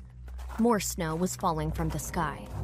The wind was blowing the small flakes into my face, and it felt like tiny shards of glass. I crossed the street and headed directly for the flashing lights. As soon as I got within 50 yards of the place, the detective saw me. He held up a hand. I thought I would find you here, he said. You've been keeping tabs on me, I replied. He nodded. I knew you would get involved. Let's get out of this cold. We need to talk. I sighed and shrugged. I don't know if that's wise. Seems like people who talk to me keep ending up in trouble. Was the guy in there killed? He nodded again. His throat was cut with a shard of glass. He was cut so deep they nearly cut his damn head off. There are no fingerprints, however. Nothing so far to show that anyone was even here. We did find a small box in his office, though. You know anything about that? It was my turn to do some nodding. I might have lots of things to tell you. Most of it you won't believe. Most of it I don't believe. He shivered against the cold. Then he looked around the street. A crowd had started to form. Aren't you out of your jurisdiction? I asked. You were seen here, he said. Then we saw the woman take you in the van. We followed, and at some point we heard about what happened here. Then they called me. You're still out of your jurisdiction. And if you were watching, why didn't you do anything when the chick tasered me? We knew you could handle yourself, he said. If things went south, we would have stepped in. What did she tell you? Where is she? That's some of what I need to talk to you about, I replied. And most of what you won't believe, she told me. She's not going to be found, by the way. I sent her away. He thought about that for a moment, and then nodded. Without another word, he walked toward his car. When he got to the door, he looked back at me. I looked around, and then looked longingly at where I had parked my car. Then I walked over and got into the passenger seat. At least the car was still warm. Chapter 17. More discussions. We drove for a while, and I let the silence stretch out between us as we drove through the blowing snow and the tires of the car crunched beneath us. I looked out the passenger window and listened to the sound of the wind and the crunching snow and tried to pretend I was home and warm in bed. I closed my eyes for a moment and realized I was exhausted. I wondered if I looked as exhausted as I felt. We're here, he said as he pulled up in front of a police station just across the border into the city. I nodded. I got out of the car and felt the wind bite through me. It reminded me I was still alive, but it also felt as if it had teeth in it. I felt as if the monsters I had seen in my vision when I had touched the talisman were in the wind itself. Maybe they were, for all I knew. The station was warm. The stares I got from the policemen as I walked past were indifferent. They were bored and glad to be inside where it was warm. The cold kept the streets relatively safe because even killers and drug dealers didn't want to be out in this kind of cold. We walked for what seemed like a very long time, and I was actually sweating beneath my winter jacket by the time we found an empty office. I sat down in a leather chair against a wall. He took off his coat and sat down in a squeaky wooden chair behind the desk. He sighed. Want some coffee or something? He asked. I shook my head. No, not really. What I have to tell you is pretty insane. He nodded. I thought that might be the case. There's some pretty strange people hanging around you these days. I sighed. That's not the least of it. I want to be clear here that I'm not saying I believe anything that some of these nuts have been telling me. I'm just saying that they want something because of what they believe. They want it bad enough I think they killed for it. You could just be looking for justification for your friend's death, he said. You may be looking for something that isn't there. I shrugged. You may be right. Do you want to hear my story? He held his hands apart in a kind of shrug, and his mouth turned down as if he wouldn't care much either way. So, I told him the story. To his credit, he didn't interrupt me much. He asked me a question or two here and there to clarify things. I didn't even realize I had as much to tell as I did. By the time I was done, the talisman was in his hands, and my throat was dry from talking. I asked for water, and he got me a paper cup filled with tepid clear liquid that was close enough to water for my throat to be happy. That is quite a story, he said as he turned the black rectangle over and over in his hands. So you think you saw a vision? I sighed and shrugged. Given the crap that these people have been pumping into my head, who knows what I saw? I think I saw something, but what I saw made no sense. What you saw sounds like this book that this guy wants, he said. It could be, I replied. I have no idea. I just know that people keep dying around me, and the first person to die was Carl. He had that thing, and he had it hidden. I keep hearing he was involved in something that I think may have started out as research for a new book. Before long, he was involved with this cult, and now he's dead. That guy Adam is about the creepiest bastard I've run across, and even his ex now thinks he's capable of killing. What's more, he's capable of making other people kill for him. So, you think some kind of strange cult is operating a writers' and artists' retreat in the northern suburbs, and that they're willing to kill to get their hands on this thing here? He indicated the talisman in his hand. Not only that, but they want some kind of book bound in human skin that can bring about the end of the world? I shrugged again. Let's not forget the world has seen cults who thought spaceships were following comets. Is it any stranger than any other cult or religion, really? He thought about that for a moment. No, I guess not. Silence stretched between us. I drank the tepid water. I would have given anything for a beer at that point. So, what should we do? He asked. You're asking me? I'm not a cop. I don't know how these things are supposed to be handled. What I have is a guy who has been investigating something I told him not to investigate. He has evidence that he has been hiding, and some of it he got from a crime scene. He has a bunch of accusations and things, but not a whole heck of a lot of evidence. Right now, if there's anyone I should put in jail, it should be you. I closed my eyes and sighed. I leaned back against the wall.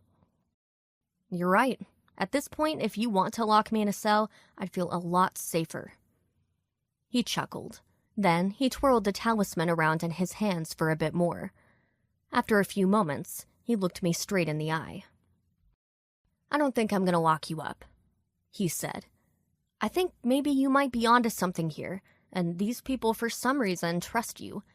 I think that the best way to get more information out of these people is that you keep doing what you need to do. However, I think you need to report back to me as often as possible and every time you learn something. In short, I think you should be working for me. All of this, of course, off the record and completely not endorsed by the Chicago Police Department. I opened my eyes and looked at him. He smiled.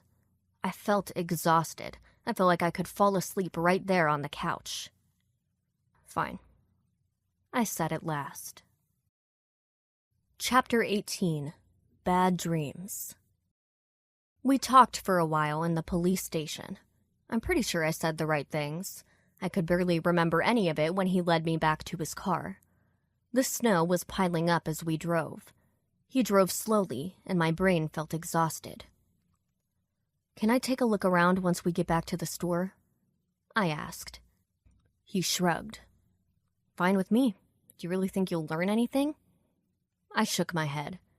No, I don't think so. I just feel the need.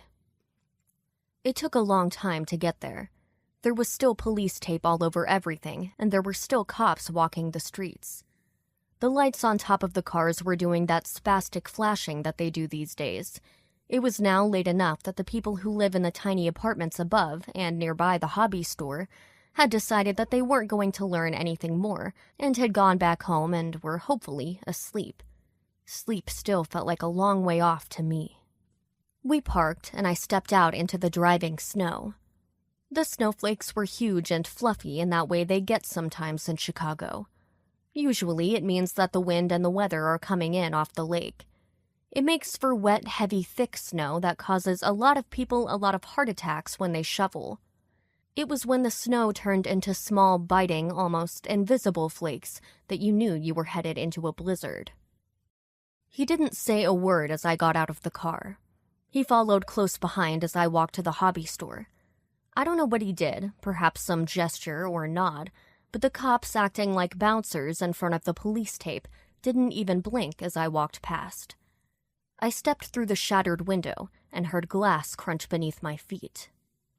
The store was dark now. Cold air was ruffling the pages of the various books on the shelves, and snow was drifting in and piling up on the carpeting inside the broken window. I could smell the blood. There were 2 detectives huddling in a corner, talking in hushed tones. The body had been removed at this point, but there was actually an outline in white tape on the floor where the body had been found. It was in that space between his office and the game room. Blood had stained the carpet a very dark purple. The piece of glass used to cut his throat had probably lain on the ground nearby, where there was a smaller pool of dried blood. I walked around, careful not to step in anything. As the man had said, I didn't really learn anything. The puzzle box was gone. The air inside the store was cold. I shivered, but part of me knew the shivering was not due to the cold wind funneled through the broken window. "I'm done," I said as I walked back out the broken window. He nodded at me as I walked past. "Be careful," he replied. "Remember, you're on your own." It took me a long time to get home. I had completely lost track of the time, but I knew it was very late. I had already decided that I was going to sleep in the next morning. I felt as if I would collapse into bed and fall instantly asleep. The wind chafed my skin as I walked from my car to my apartment. My legs felt like lead as I climbed the stairs. My apartment was cold and dark. I walked straight to the bedroom and undressed. I did not bother to put on pajamas. I turned on my electric blanket and crawled under. The sheets were smooth and cool. I closed my eyes and I felt myself relax. I was asleep very quickly. It seemed as if one moment I was awake and hearing the limited traffic as it crunched in the snow outside. The next moment, I was asleep, and that was when the dream started. I knew I was underwater, but at the same time I was not swimming. I was just there. I did not have to worry about getting air or paddling or kicking. I could feel the water around me, but not the pressure of the depth. It was dark, and yet I could see. Fish that appeared to glow in the dark darted around me. Suddenly, there were structures all around me. I was many miles below the surface of the ocean, and suddenly there were ancient structures that were far from man-made. These were buildings that had been below the sea since before man had been walking the earth. They were old, containing many forms of sea life, but I could tell that these had been constructed by hands that were not human. The buildings must have been enormous. I was drawn forward.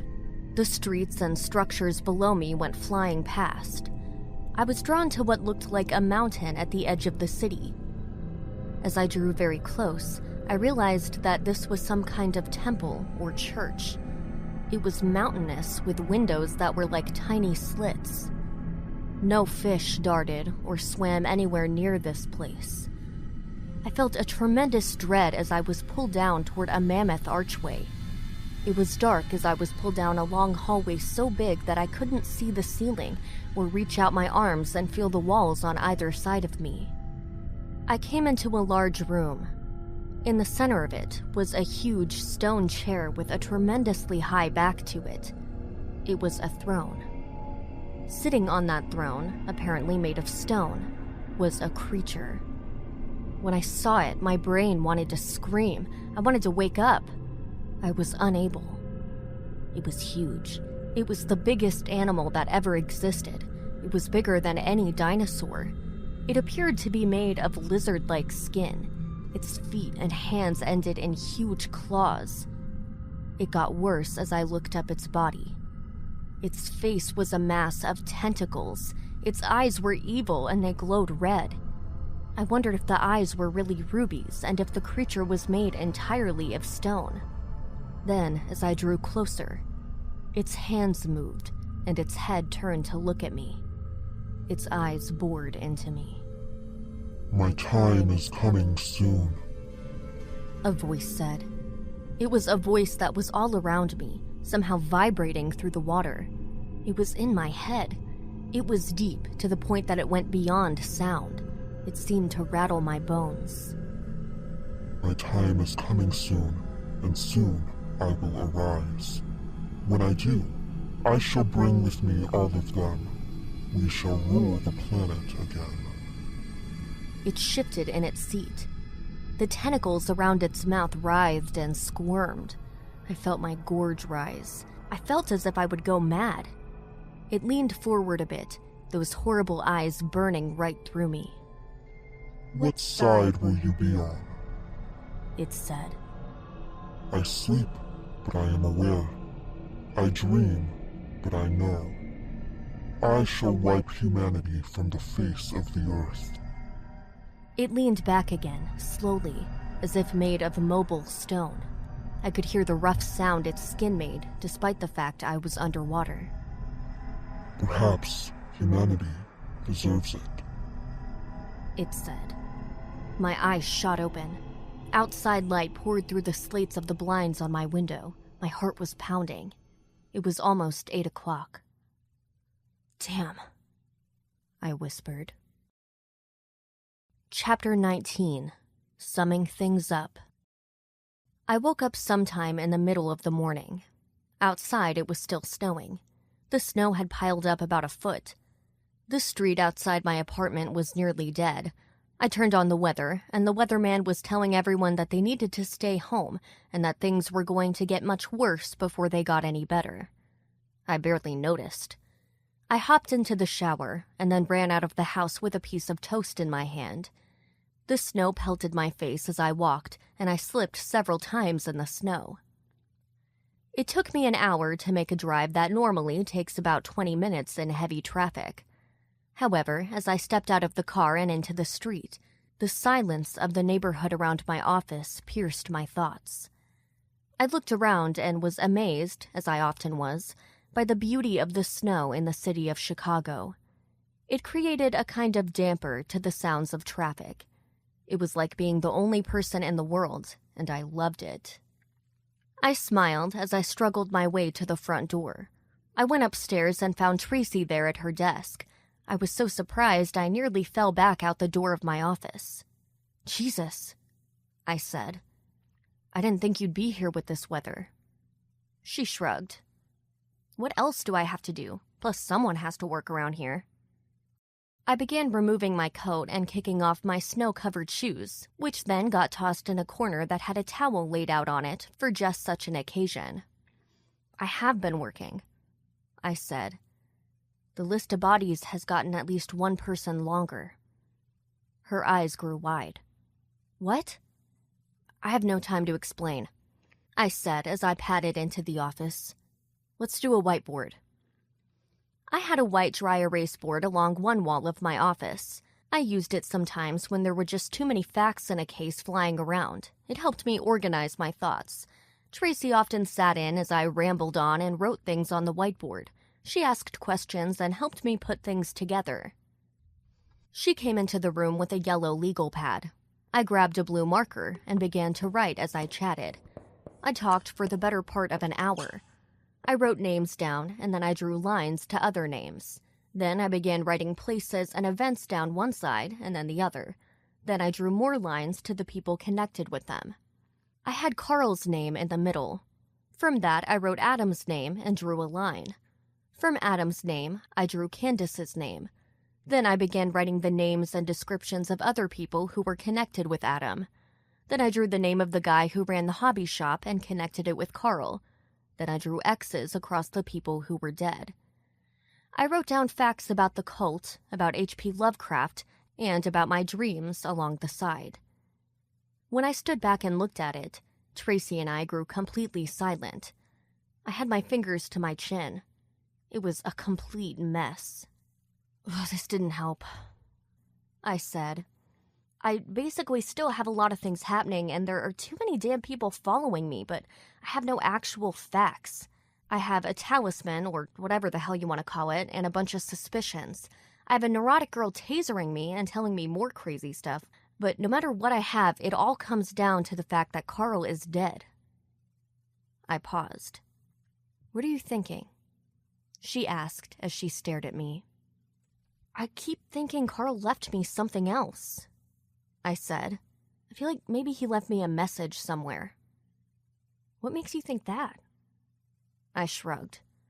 I don't know. It just popped into my head like Carl was suddenly standing right over my shoulder whispering to me.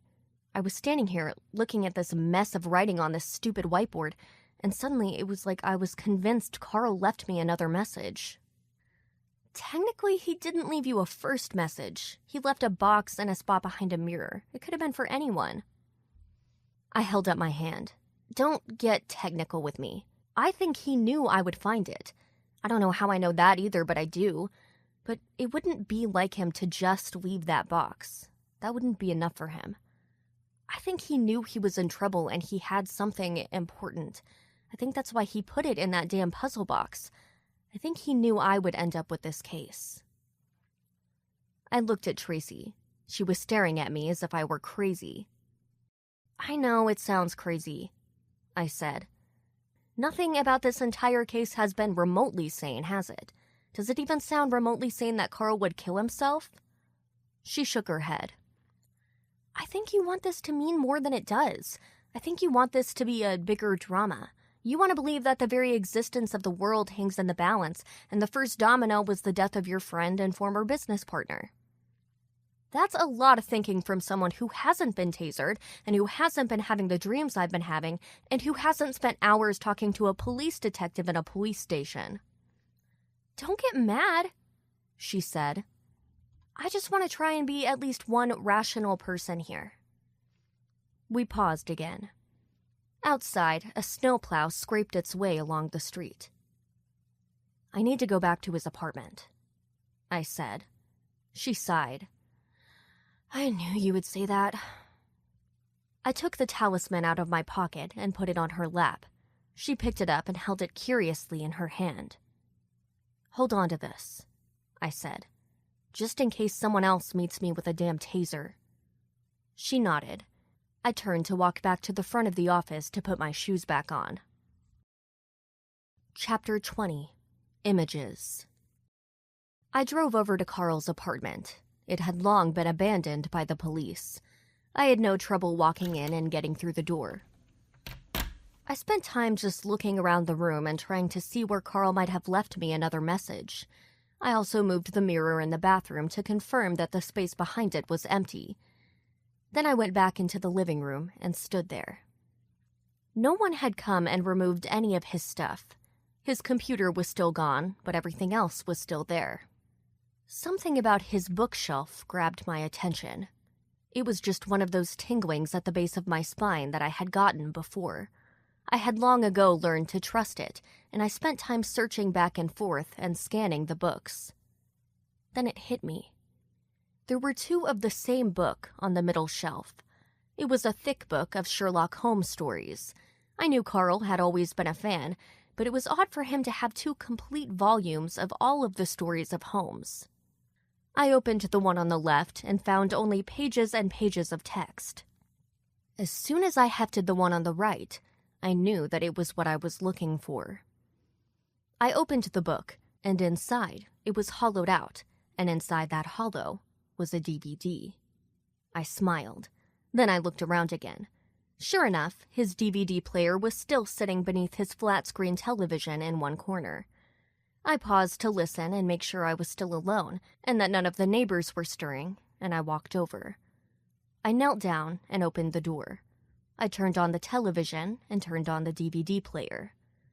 I hit play, and my hands were shaking. It was the very living room I was in now. More precisely, it was the area that Carl had turned into his work area. He had recorded this with his webcam. He was pale and looked nervous as he sat there in front of the camera. However, he was alive, and I felt a pang inside me for my dead friend. I had not given myself a chance to mourn, and I felt the tug strongly then. I fought it off. Hey there. I knew you'd find this. I'm recording this on a particularly snowy day, and I think I may soon be dead. Jesus, how the hell did I get into this? Look, the story itself is just too hard to tell. I can't even tell you how it started. I was trying to work on a book that had nothing to do with old horror story writers, and I found a brochure for this writer's retreat. I thought it might be good to hang around with some other writers and artist types and get some inspiration. I wish I had never seen that damn brochure. He paused and licked his lips. He looked around. Then he reached into his pocket, and he held up the talisman to the camera. It wasn't long before I met Adam and I learned what that whole retreat was really about. Believe me when I tell you that these people are very serious. They're serious enough to kill as many people as they have to in order to get what they want. And what they want is nothing less than the destruction of the entire planet. They're about as much of a cult as any cult you've ever heard about or read about. They think that monsters asleep in the ocean and in other dimensions will come, save them, and destroy the rest of us. He licked his lips again. The crazy thing is that part of me started to believe them. I believed them enough to convince them that I believed them, so they revealed a lot to me. They showed me documents that they thought would show them where this talisman was. None of them could put it together. I guess it took a guy who writes detective novels and had been a detective to figure it out. It took a trip to Asia to get my hands on it, and I had to beg, borrow, and steal more than I ever thought I would have to. But I got it. I got it, and here it is, and now I have no idea what to do with it. He smiled a strange, crooked smile and stared at the talisman. I saw them at the airport when I got back. I knew it was them. I'd seen at least one of them at the compound before. I led them on a merry chase through the airport. I think I lost them, but they know where I live. I think they know what I've done. I don't know how, but I think they do. He looked straight into the camera, and I felt like he was staring right into me. I think they may be right. They may be crazy, but it doesn't make them any less right. I think there really are monsters out there, and I think that if they get their hands on this talisman, they really might find out where a book is that can bring those monsters back. If they do that, then humanity won't last long. I think you need to destroy this talisman. I hope you find this DVD first. I'm going to put this behind the mirror in my bathroom. I don't think I'm going to be allowed to destroy this thing, so I'm hoping you're as good at being a detective as I think you are. I hope that you find this and you find the talisman. I don't think they will. I wish I could be the one to do this, but I can almost feel them coming for me as I speak. I don't think I'm going to last much longer. He paused. He opened his mouth and then closed it. Then he opened again. Then he sighed. I'll miss you. I'm trusting you. Do the right thing and bring them down. Okay, maybe this will all be paranoia and we can laugh about it. I hope so. Until then, I guess it's goodbye. He reached out and shut off the camera. I felt a lump in my throat. I watched it again. Then I sat there and cried for a bit. I had to make a drive, I decided. I needed to visit a certain writer's retreat. Chapter 21. Preparation. I drove back slowly to the office. I was shaking inside, but it was not from fear. I was angry now. I could not believe that these psychos had killed my friend, and I was going to make them pay for this. Then I saw a strange man in glasses standing on a corner not far from my office, and my blood turned cold. I had no idea what it was about him that made me think I had seen him before, but I realized he was probably the man who had been outside the back of my apartment and spoken to me not long after I had stumbled into this mess. He smiled at me as I drove past, my car crawling along as the huge flakes continued to fall. and then he raised his right hand. He had no gloves on. He saluted me and nodded. His glasses were shining as if reflecting a bright light despite the thick clouds. I stared into those blank eyes as I drove past, my head turning as I moved past him until I could not turn my head anymore.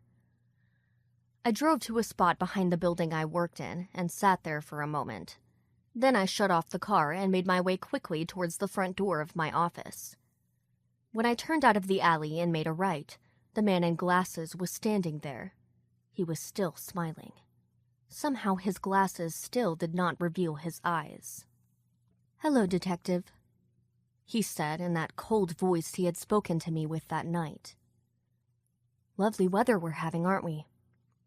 "Get out of my way," I said as I reached into my pocket and clutched the folded knife I kept there. "I'm just walking past, Detective," he said as he cocked his head to the side. "No need to grab any weapons. I don't like knives." I felt my blood turn again into ice cubes. I tightened my grip on the knife. "What do you want?" "Just to remind you that you have a job to do," he said. "I hope you haven't gotten distracted. I hope you haven't been speaking to people who will put strange thoughts in your head. I hope you're going to find the object that we have asked you to find." He nodded and then walked away. A gust of wind suddenly kicked snow into my face, and I blinked. When I was done blinking and my vision had cleared, he was gone. I looked down and saw that there were no footprints in the snow. "Screw you," I whispered. I ran up the steps and into the office. Tracy was there behind the desk, but she was chewing the end of a pen. She jumped when I came in. "What did you find?" she asked. "I found a video Carl left for me," I said. Then I ran into the same guy who was standing outside my apartment right outside the office. She shivered. "What? He was right outside here while I was in here all alone?" I nodded. "Carl said on the video that he thinks these guys might be for real, and that all of the things they believe in might be real. I'm not so sure, but I'm more sure than ever that they killed him." "Call that police detective guy," she said. "Tell them and let them do some kind of raid on that place up north." I shook my head as I rooted through a closet. I found a small gun and bullets and put them in my jacket pocket. When Tracy saw the gun, she gasped. "What are you doing?" she asked. "Make preparations," I replied. I then reached again and pulled out more knives. I put one at the small of my back and strapped another to my ankle. She put a hand on my shoulder. "You are not going up there," she said firmly and without a question in her voice. "You are not going up there and facing a potential army of nutjobs who think they can bring back monsters to end the world. You are not." I looked into her eyes. She was genuinely worried. She had known Carl as well, and until now, I had not seen how upset she actually was about his death. She was barely holding it together now. "I have to," I said. I opened my mouth to say more, but then I closed it. Instead, I leaned in and kissed her firmly on the lips. She seemed surprised at first, and then kissed me back. It was not romantic. I don't know what it was. It just felt like the right thing to do. It felt like a goodbye.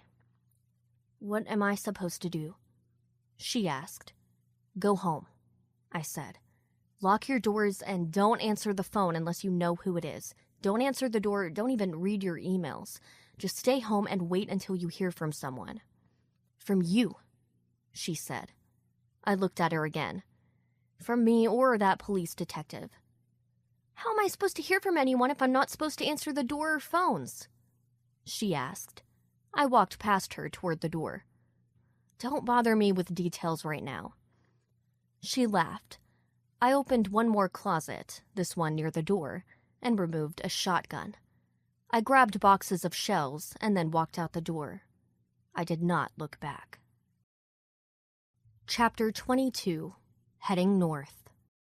I started the car, and I felt as if a hot stone had been implanted in my stomach.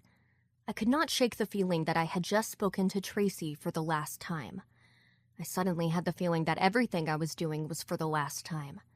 The world itself seemed drained of color, and it had nothing to do with the fact that it was snowing and the world looked white. Even the white snow seemed more gray than white. I started to drive. The roads were relatively empty. I heard a snowplow somewhere with the huge blades scraping against the asphalt. My car crunched through the snow. The world seemed empty, and I would not have been surprised to see one of the mythical monsters that Adam claimed he believed in suddenly appear over the rooftops of the houses and buildings I drove past. Somehow, it would have seemed right. I clutched the steering wheel and felt the weight of the gun in my waistband. I could feel another gun in my shoulder holster I had stored in the back seat. I hadn't actually shot any of these weapons in a long time. I had never ever shot at another person. I realized how ridiculous my entire plan was. I really didn't have a plan. Did I think I was just going to walk in through the front gate with guns blazing? I had no idea how many cultists I was even potentially facing. I had no idea if they had weapons. I shivered and turned the heat up in my car. When my cell phone started ringing, I nearly jumped right out of my skin, and the car actually skidded in the snow. I cursed under my breath and fought to retain control of my car. When it was under control again, I fished my phone out of the inside coat pocket. It was the detective. "Your assistant just called me," he said. "She says you're headed up to the writer's retreat." "Yes," I said. "What do you think you're going to do up there by yourself?" he asked. "I'm just going to end up with another disappeared person or another dead body. Neither of those things sound particularly appealing or useful for my investigation." "You said you wanted me to act on my own," I replied as I tried to drive carefully with only one hand. I cursed myself for never getting a headset. "I'm headed up there. I have to. I have to talk to Adam." "You've got revenge on your mind," he said. "Am I going to have to put you in jail? What good does that do you or your dead friend and his family?" "What do you want me to do?" I said, with my voice getting higher and louder. "Should I just sit in my office? Do I wait for them to show up at my apartment again? What do you want me to do?" "Relax," he said. "I'm just suggesting you play this smarter. Let me get a team together. Let me call the state police and get a whole bunch of cops to go up there." "He'll see you guys coming from a mile away," I said. "The state cops are going to be tied up due to the snow anyway. The city cops are as well, and this place isn't even in their jurisdiction. It makes more sense for me to go up there and see if I can find anything. They might be dealing with the snow as well. Maybe the whole place will still be quiet and I can sneak around." There was silence. "You have no plan, do you?" "Look, leave me alone. I shouldn't be driving in this weather with just one hand." I hit the button and shut off the call. I tossed the phone in the seat next to me. I grabbed the wheel and made a right. Now there was traffic. I felt a snowplow rush past me, kicking up a huge plume of snow which spattered across the windshield. I turned on the wipers and then turned on the radio. Music filled the car, and I forced myself to try and relax. My tires finally touched asphalt instead of snow. It was like the way was clearing in front of me. I headed north. Before too long, the houses began to thin out. The trees became more abundant. I could see hints of the gray and cold lake to my right. It was like I was driving backwards in time. I could almost feel Adam's strange eyes peering into my brain. For the first time, as I looked at the frozen land around me, I almost felt myself believing all of the things that Adam claimed he believed in. I could feel huge, hideous, nameless creatures hiding just beyond the fabric of the reality I had come to trust. They were watching me and marking me. They were probing my mind, and they wanted to know what I was doing. I shuddered and ran my hand over my face. Then I opened the window and let the bitter cold wind, still thick with snow, batter my visage. I shook my head, and the feeling of being watched diminished. I was frustrated that it did not vanish. I turned the music up louder. I headed north, and I could feel Adam and his followers waiting there for me. Chapter 23. Retreat. I drove, and it seemed to take forever. The snow continued to fall. It took all of my concentration just to stay on the road. I had no idea what time it was. It seemed like there was no one on the roads and no one anywhere. I felt lost in a gray world where there was just ice and snow and grayness and nothing else. I felt as though I had crossed over into some dimension where everything Adam believed was all too real. Outside, the world seemed less and less civilized. I knew where the retreat was, but I had no recollection of where I was or how close I was, and could not have told anyone how I managed to get to the gates of the retreat. One moment I was crunching my way slowly over the snow, and suddenly I was there. The retreat was surrounded by a huge line of hedges. The hedges were now almost a solid wall of white. Beneath that white, the snow that had fallen previously was frozen, caked with ice, and almost as hard as concrete. There was an iron gate with the name of the retreat arching across the wrought iron bars. The bars, the arches, and even the name of the place was completely caked in snow. Through what I could see through the bars, I could just make out what was beyond. There was a huge empty courtyard. During the late spring and summer, it must have been a gorgeous garden. I could see paths running between areas that must have held flowers of all shapes, colors, and sizes. In the distance was a gigantic mansion. It reminded me of something you might see at some Ivy League university. This must have been the main hall of the place and where Adam lived. Disappearing into the gray was a lot of grassy fields that ran between small cabins. The cabins were quaint and probably quite adorable in the sunlight and against the blue skies, but they looked small and dark and menacing in the gray. Each cabin was surrounded by hedges and bushes. All of them were covered with snow, and the houses looked almost buried. Right now it looked anything but warm and welcoming. Around me on all sides were trees and forests. The road was empty both behind me and ahead of me. I knew that not too far away was another North Shore Chicago suburb, but right here it felt like I was in the middle of nowhere.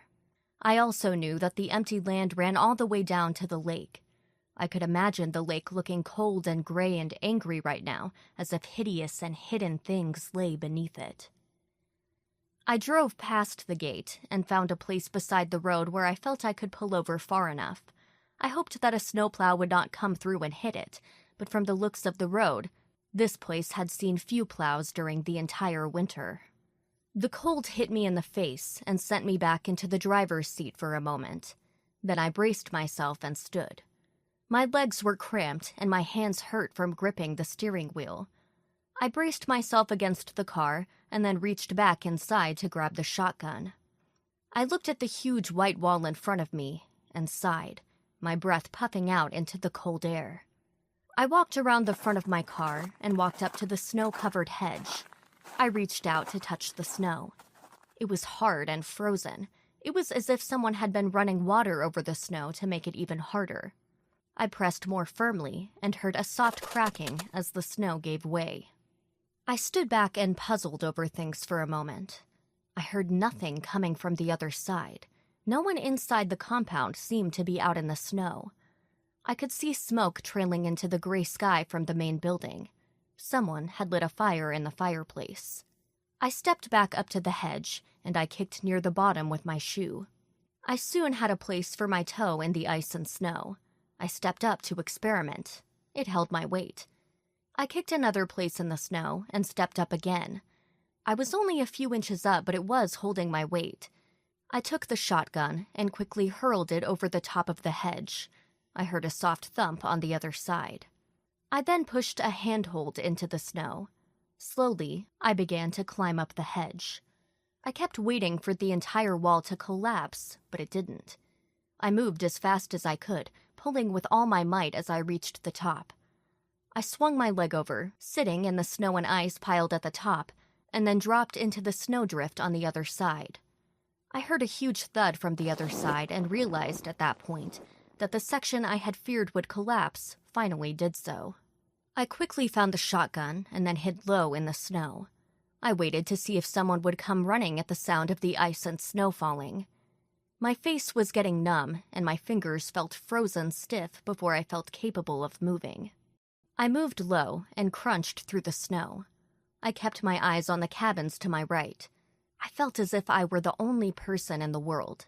The silence seemed absolute. In the distance, and it seemed ridiculously far, I could hear the lapping of waves from the lake. The large house looked rather inviting. I could see the smoke from the chimney. I could see that there were lights on downstairs and one light on in the upper right corner. I moved as quickly as I could, given the snow that at times came up past my knees.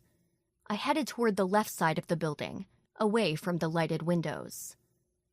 I finally reached the edge of the building and crept along the wall. I would take a step and then listen. Then I would take another step and then listen. I moved this way, my face losing all feeling in the seemingly constant wind, until I reached a door. It was wooden, without a window, with an iron latch that you pulled out to open the door. I reached out with my gloved hand and pulled slowly. To my surprise, the latch pulled. I opened the door slowly. I cringed when the door creaked. It seemed impossibly loud to me in the pure silence of the compound. I pulled the door open and then crept inside, shutting the door behind me quickly. The darkness of the room made me freeze as my eyes adjusted. I felt helpless and breathed rapidly and listened. I heard nothing. My eyes eventually adjusted. I was in a kitchen. Chrome appliances sat dimly before me, and granite countertops looked gray and menacing. I could see a block filled with knives. I moved slowly, feeling as if my footfalls were as loud as cannons as I walked across the tiled floor. I paused at the doorway. I heard voices. They were soft and far away, but one of them was very obviously Adam. I could recognize his voice in a crowd. I held my breath and strained to listen. I could not make out any words. I gripped the shotgun and moved forward. I was now on carpeting. I was silent. Inside, Adam waited, and I had things I needed to discuss with him. Chapter 24: Confrontation. I moved forward, my feet whispering across the thick carpet. The metal of the shotgun on my hand felt cold and hard. I realized I was shaking. I realized I hadn't even fired the gun at another person. The rooms were huge and empty. I passed one darkened room after another. Inside each room there were tapestries and statues and other strange things, but there was little furniture. It was as if Adam had just moved in. I heard his voice droning on in some distant room.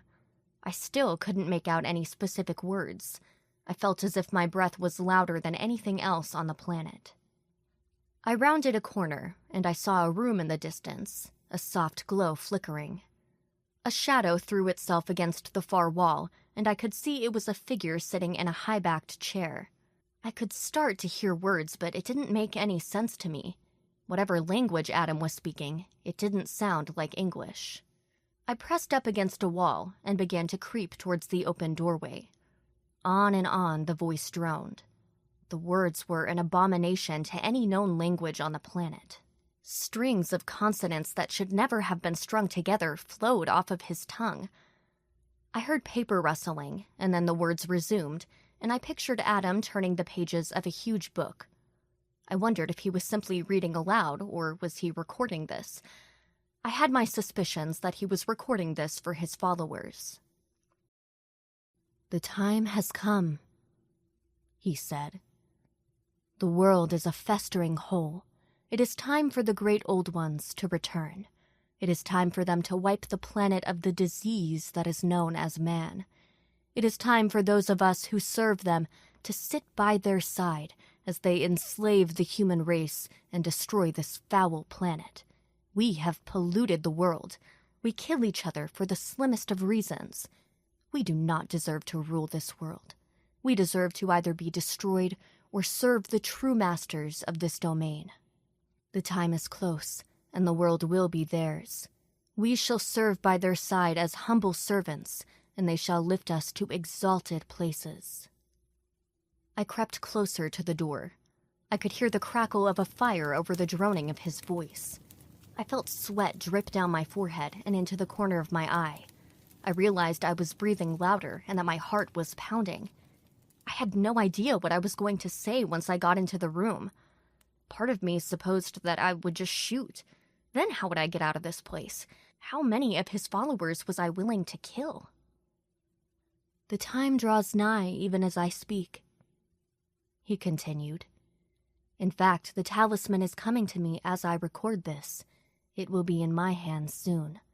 From then, we will find the book that shall lead us to the ways we shall bring back the old ones."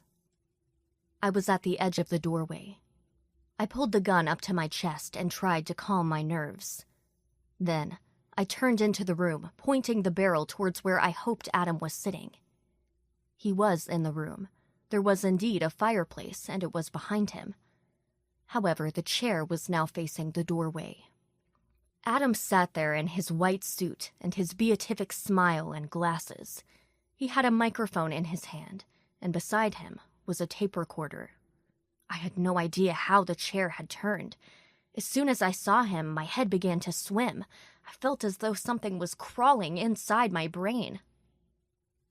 "Good evening, Detective," he said quietly. "Thank you for coming. I wish the snowstorm had not delayed you as much as it did. I had expected to have this happen this morning.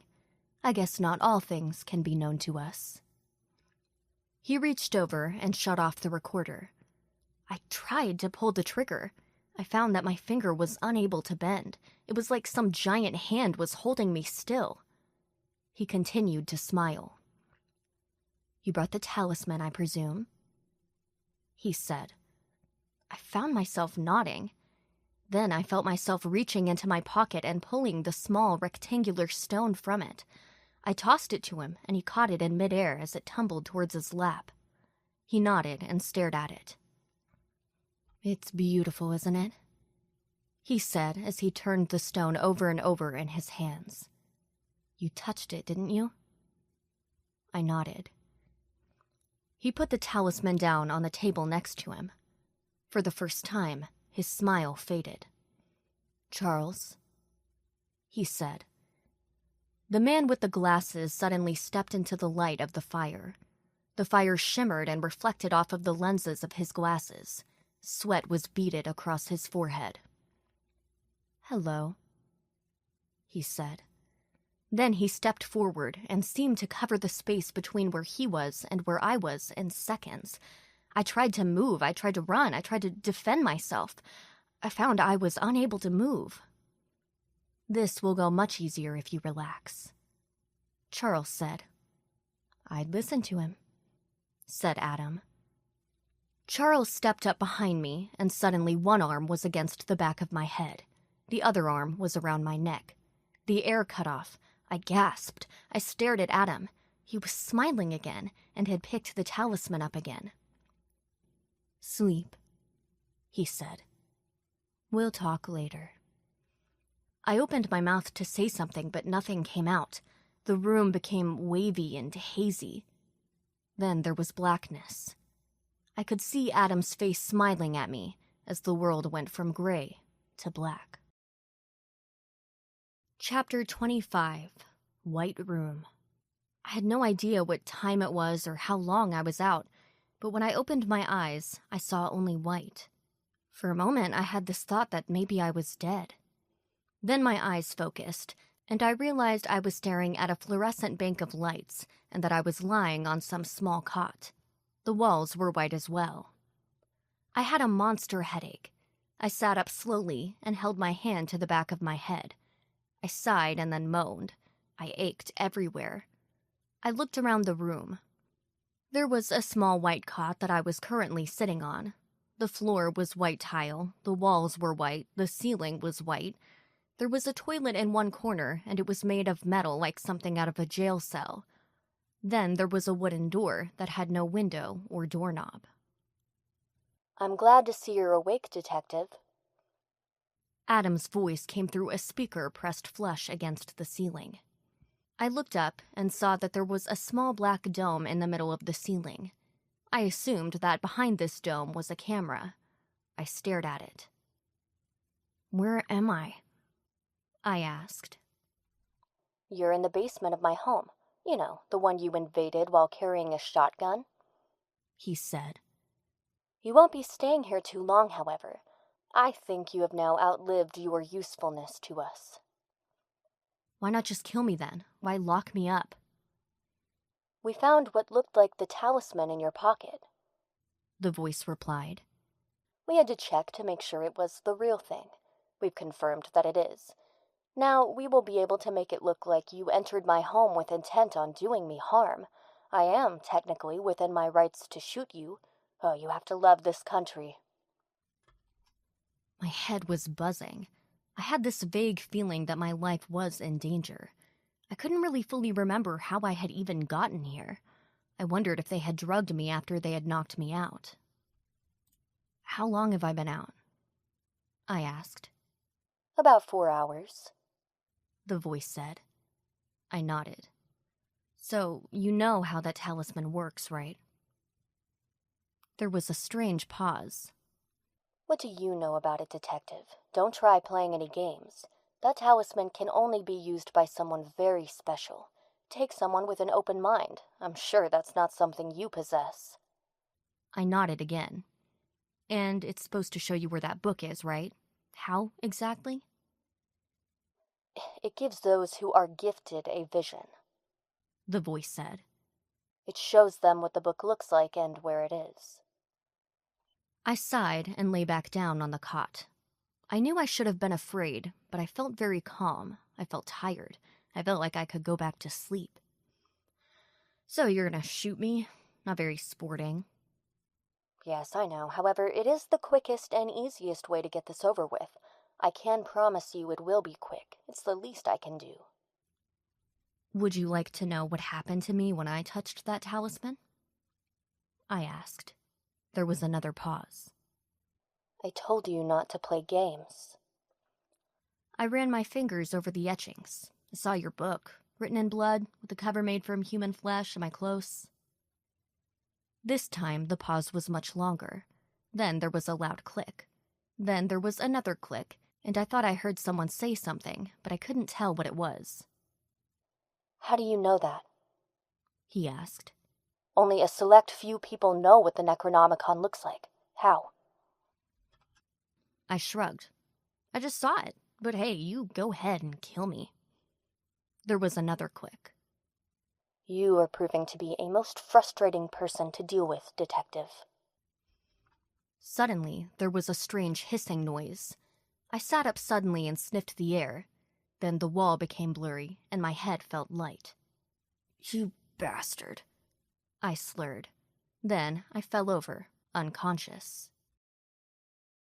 Chapter 26. Meal. I awoke, and my mouth tasted as if my tongue had been removed and replaced with old shag carpet inside a fraternity house. My eyes were blurry for several seconds.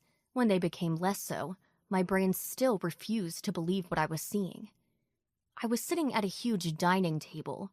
Around me were numbers of empty chairs, and down at one end sat Adam. He was still in his white suit, and he still had that infuriating smile on his face. In front of me was food in such abundance and that smelled so good that my mouth started watering immediately.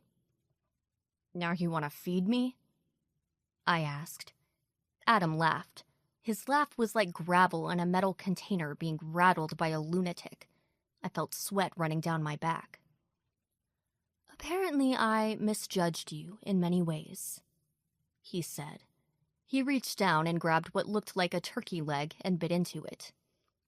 "I guess I thought you were not the creative type. You'll have to forgive me. That was my own prejudices coming out. I guess I didn't realize your ability to put together things in a way that would lead to solutions to your cases took a certain type of creativity." "I see," I said. I moved my arms forward and was surprised to find that they responded. I picked up what looked like a piece of roast beef and shoveled it into my mouth. It was the greatest roast beef I had ever eaten. "You have to be creative to get the talisman to work?" Adam nodded. "So it seems. Lovecraft knew that. There are some that think he may have seen what you saw, perhaps with another talisman. There have been many over the years.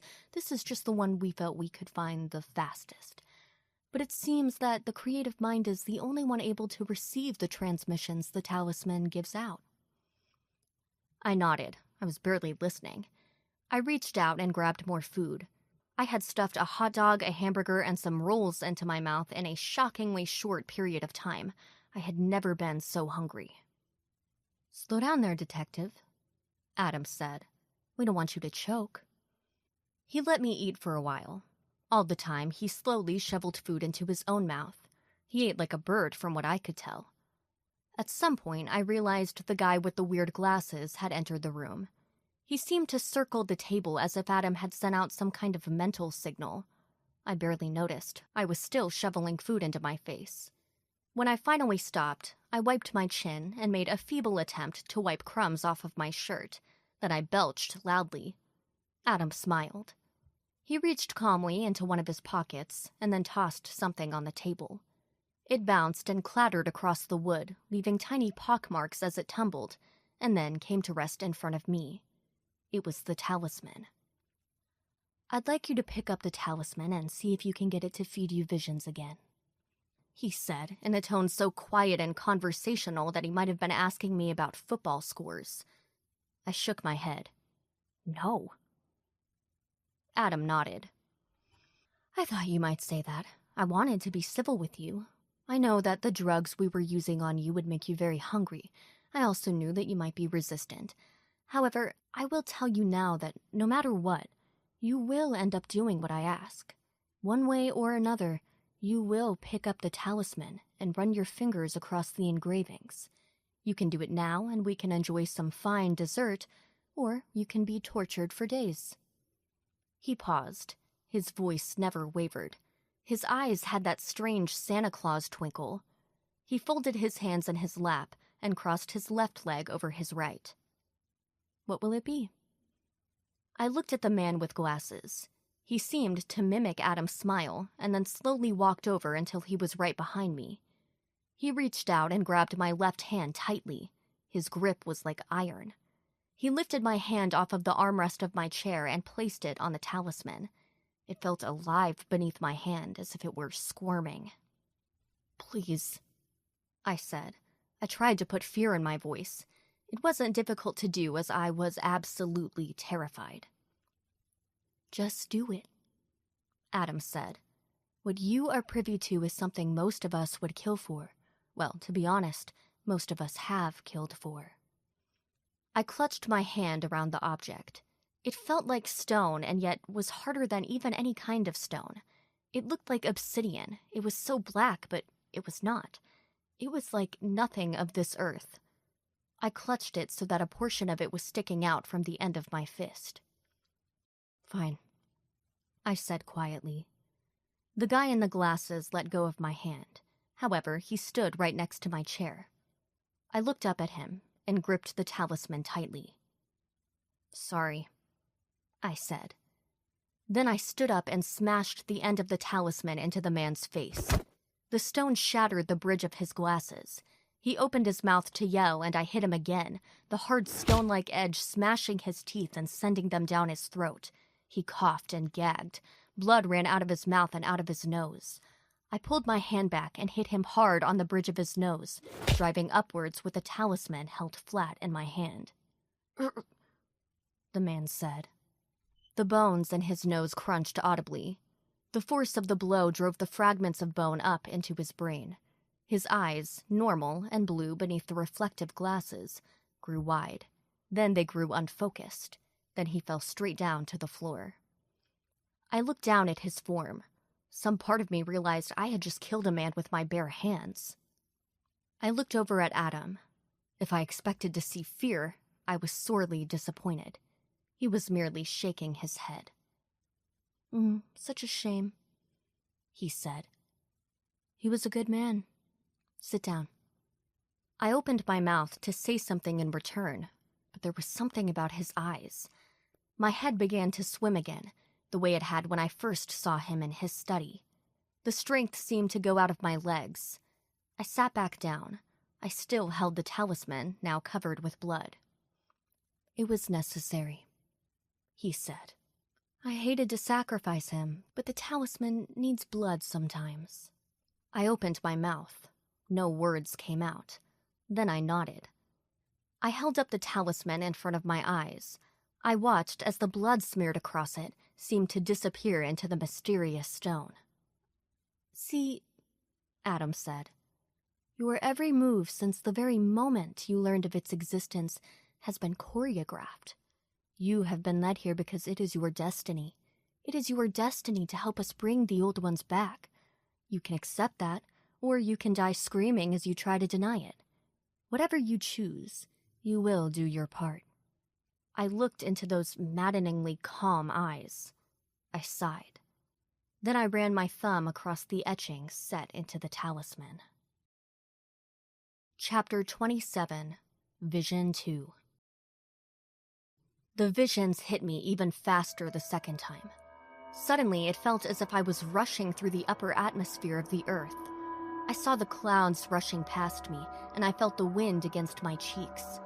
I was pushed back against the tall, hard back of the chair I was sitting in. I let out a small cry. I barely heard Adam lean forward eagerly. I rushed through the emptiness of space. Planets and stars rushed past me. I felt nothing now. I barely breathed. It felt like I flew forever. Then slowly, the rushing slowed and began to fade out. Ahead of me was a planet that appeared so dark it was almost black. It was like approaching a blemish on the face of the universe itself. I descended. Nightmares began assaulting me, rushing past me as I began to descend. They were monstrosities of unspeakable horror. They had wings, but they were not wings for flying through atmosphere. These were wings made to guide upon solar winds and across solar systems. They had claws and scales and looked like dragons and demons and every sort of nightmare from the very beginnings of humanity. Still, I fell. I fell and I rushed forward. Beneath me were cities unlike anything that had ever existed on my own planet. Huge, towering buildings made from living rock were there, and within them, life existed. It was a blasted, monstrous life. Creatures of every size and shape and manner were running around beneath me. Animals with stars for heads, animals that were part vegetable and part animal. All of them were worse than any demonic description. They moved and fought and they lived. It was like looking into the very portal of hell. Then, I came to him. I had seen him before, sleeping in his den beneath the oceans of Earth, but this was a glimpse into the past. This was him as he ruled his own planet. He stood there, towering, his legs deep in the ocean, and still his upper thighs were visible above the waves. His tentacled face twitched and writhed. He held sway. He was their spiritual leader, and the lesser monstrosities worshipped around him and beneath him. Many of them swam through the cold, blasted, and poisoned water. And I knew then what the true horror was. Kululu might have existed as the ultimate horror, but he was not the top of the food chain. No, he was merely the high priest. As horrible as he was, there were others higher and more horrible than he.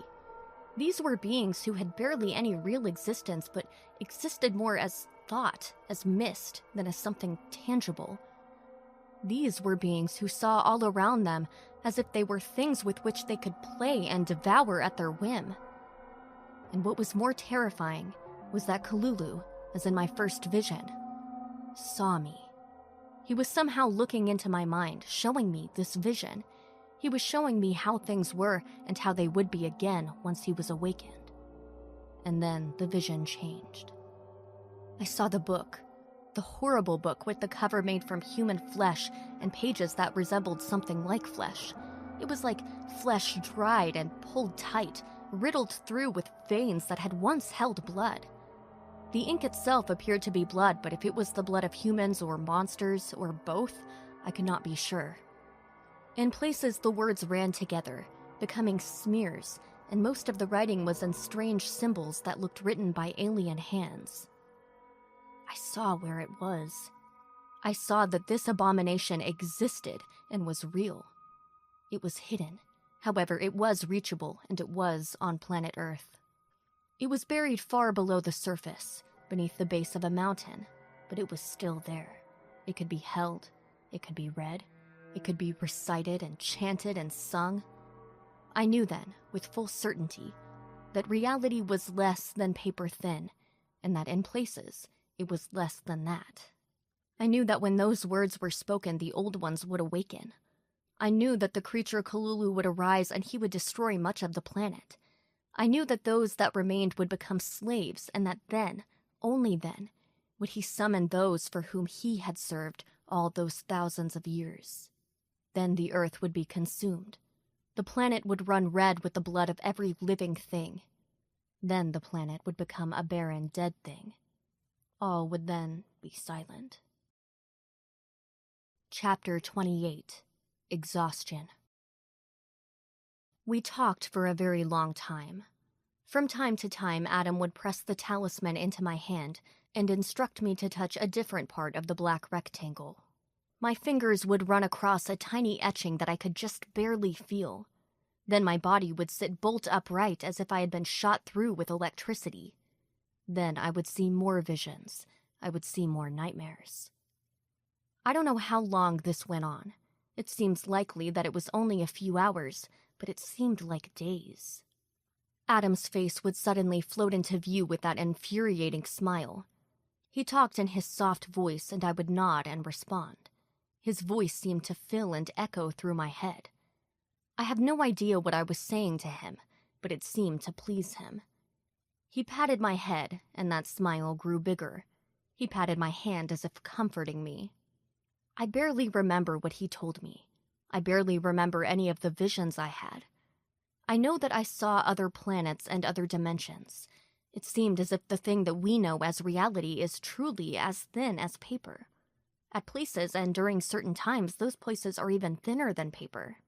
There are creatures that we cannot see lurking just outside of our vision at all times.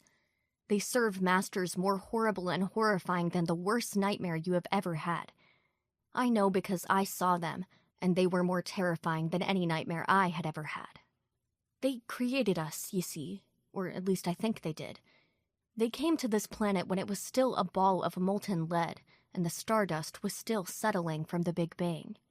They planted seeds and ran experiments. They needed servants. They needed creatures that could adapt to the atmosphere they had created. They needed us, but then we got too big. The atmosphere of the planet changed, and we became smart. We became a possible danger, and they retreated. It was a war that we fired without a shot, and yet was more horrifying than any war fought by humans.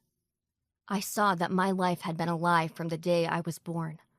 I began to realize that everything that I thought of as real was just about as substantial as smoke in a high wind. Nothing was real, and all that we believed were lies. There was no death and no life, and only them. They sat there, behind walls that we could not see, and they could only feel, and twitched their fingers, and things happened here. They were dormant, no longer walking the face of the planet, but each of the old ones was aware. They were so terrifyingly aware. It was like pulling back the curtain of your living room window and seeing an eye the size of a mountain staring back at you. I thought of ants.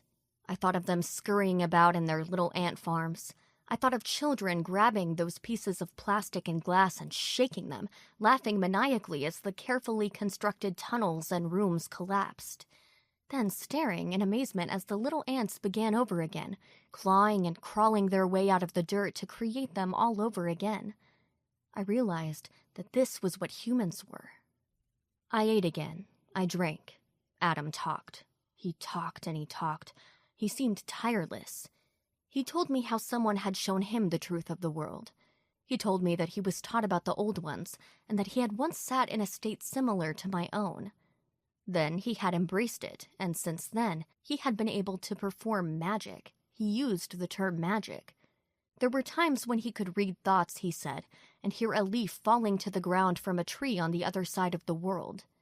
He served them, and he had been rewarded with power and peace like he had never known. "The world is falling apart now," he said. "The world is falling into tiny pieces. Humans are fighting over everything from scraps of land to healthcare. People no longer debate. Meanwhile, the animals are dying and the planet is getting warmer. The oceans are so polluted that no one can swim in them. The time has come. The time has come for the old ones to return and wipe this planet clean of the disease known as man." He came close to me then and clutched at my arm. I could smell the sweetness of his sweat. I could see the beads of sweat on his forehead. I could smell the meat he had eaten for dinner. "Those of us who serve them will be rewarded. We will not be destroyed.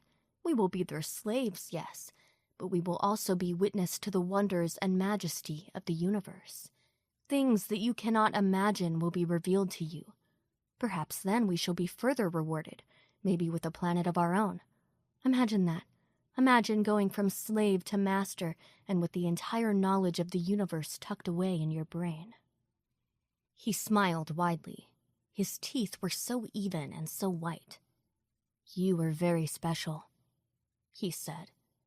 "Many others have tried, but only to you does the talisman reveal its wonders. You have no idea how special you are." He sat back down and sipped out of a glass. I forgot if it was wine or maybe it was blood. "You would be a welcome addition to our family," he said. "You could be one of us. You could sit with us at their right hand.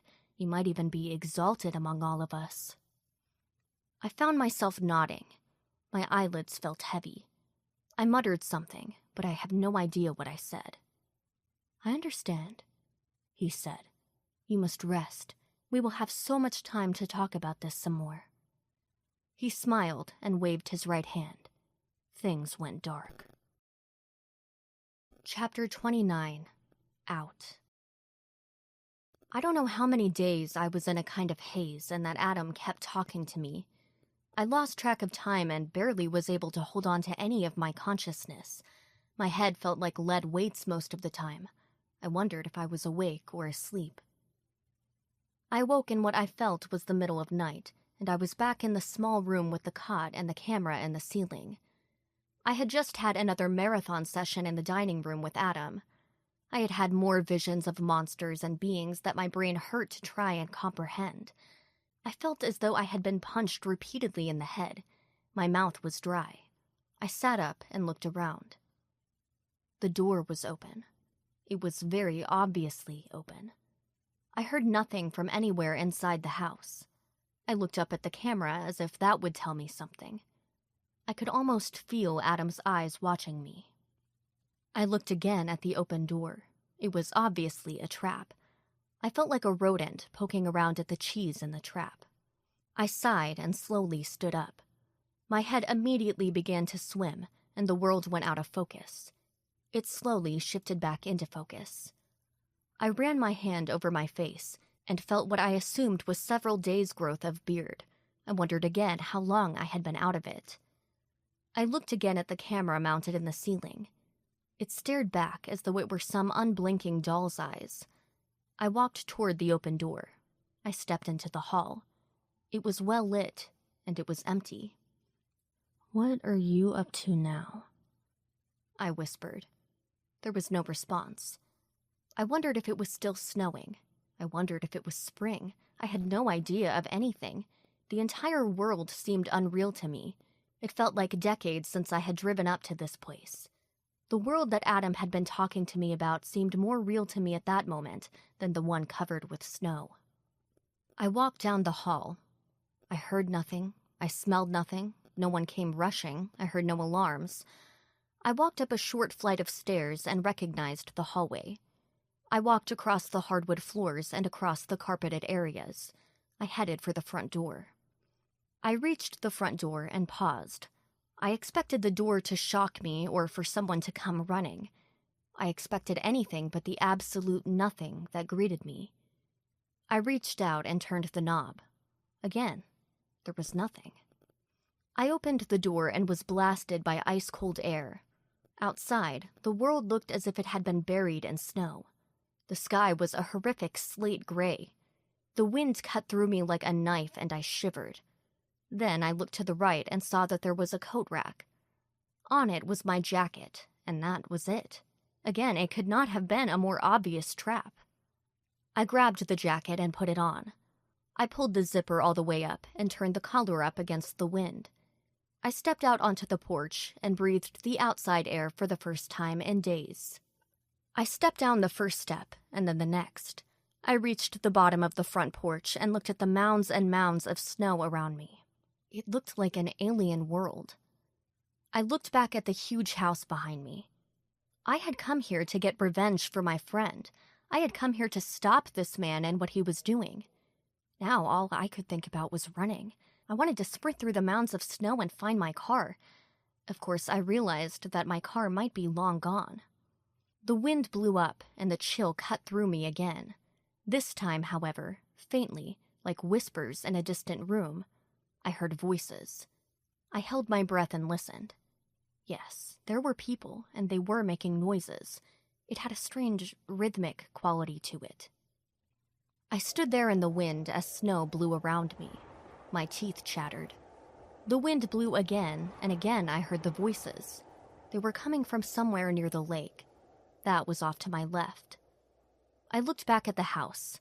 I looked out across the frozen expanse of the grounds of the riding retreat. I knew that I could probably just start walking and head right through the gates and out. Then what? Where would I go? How would I even get there? They seemed to have no trouble finding me. I turned to my left and was soon knee-deep in the snow. Several times I stepped into mounds that were even deeper, sending me in up above my thigh. I was weakened from the days of constant interviews with Adam, yet I managed to lift my legs higher and continue on. The sounds of voices grew louder. I realized that there was singing and chanting. I shuddered and realized I was not cold, but frightened. I lifted my legs and forced them on. The wind was cutting through me, sapping the last of my strength. Again, I wondered if I shouldn't just try to run for it. Maybe I could find my way to a major road and flag someone down. Then again, I thought as I looked around, there would probably be little traffic with this snow. I had to know what was happening. I had to see. It was something inside that was pushing me on. All of the things I had seen over those days made me wonder. I had to know what was out there. I had to see. I collapsed against a tree. It was white and covered with snow, like some kind of skeletal hand reaching out of the ground. I breathed in and out in great gasping breaths. The wind hurt my lungs. I listened to the strange singing and chanting. It was in a language I did not understand. Then I heard something else. I heard a scream. It was louder and more intense than the singing. It pierced through me and then echoed off of the houses around me. It was filled with terror. It was female. I stood up from the tree and tried to run. Chapter 30. Revival. I scrambled through the snow. The wind bit at me like something alive, tearing through my jacket and nipping at the bare skin beneath my clothing. It tried to sap my strength more as I moved forward.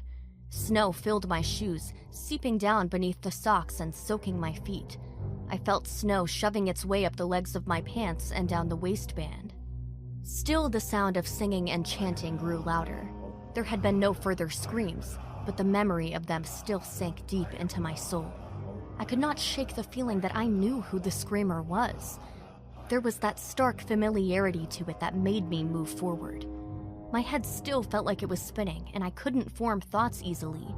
The wind seemed to fill all the world with nothing but its icy breath, and I couldn't process anything. Instinct drove me on, powered my legs through the snow, and kept them moving even as I sank to my waist in snowdrifts. Eventually, I crested a hill and looked down to see what, during the summer months, must have been a beach. Now, in the cold and the gray skies, it looked gray and dead. Beyond it was ice that stretched into the lake. The ice undulated and moved with the sluggish waves of the lake.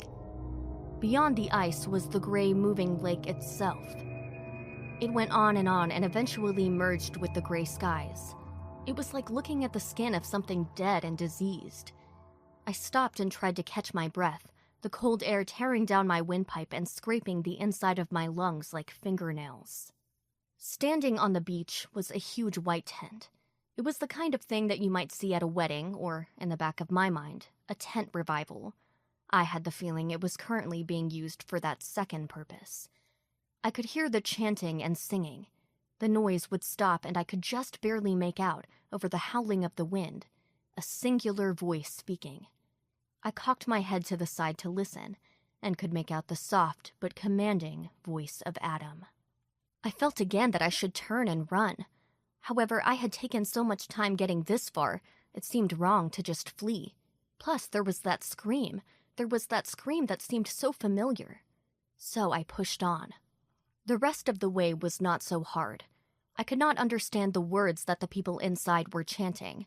It was some language that I am sure had died a long, long time ago. Sometimes it sounded as if they were grunting and making noises like animals. As I got closer, I could feel heat radiating from inside the tent. The opening of the tent faced the lake. I worked my way around the outside of the tent. There were no windows, just solid white fabric that flapped and whipped in the wind. I put one hand out and ran it along the fabric, feeling the heat from the inside. The song seemed to have no end. Every so often it would pause. I could hear Adam speaking in another language that I also could not understand, and then they would all start singing and chanting again. I kept expecting to run into someone, perhaps someone standing guard. However, there was no one. I rounded the side, facing the full force of the wind, and my skin felt as if it were made raw and red from the cold. I kept onward, moving toward the lake. I looked up and saw the grayness of the water as it undulated and moved in a strangely sensuous manner. Far out into the lake, I could see small white caps as the waves were kicked by the wind into levels that would make any boat a miserable experience. The tent seemed to go on for a long time. I trailed my hand along the fabric. I had a strange and random passing thought. It was that of the fictional whale Moby Dick. I suddenly felt as though the tent were as large as that mythical animal, beached here on the shores of Lake Michigan. The thought made me laugh, and I wondered, not for the first time, if I had completely lost my mind. I suppose that I had. Very little made sense to me anymore. I rounded the far side and found the opening. Again, it was unguarded. It was like I was in a trance. I moved forward and reached out, grabbing the edge of the tent flap. I could feel the heat from inside as if it were a portal to the tropics. I could smell something burning in there. I thought perhaps it was incense. I pulled the flap aside and stepped in. The chanting came to an immediate stop. I stood in the open flap and felt the heat from inside. Sweat broke out on my forehead almost immediately. It took me several moments to take in what I was seeing. There must have been 24 people inside. I had seen some of them during my days when Adam had been talking to me, and I had been in a kind of haze. They were dressed in white flowing robes, and they had been moving in some kind of strange rhythmic dance. The ground was sand, and the heat from their movements, plus the lights that had been placed around the tent and were strung high in the air on scaffolding, had made it soft again. It was like stepping onto a beach in Hawaii. Beyond them, toward the far end of the tent, was a stage. It had been built high.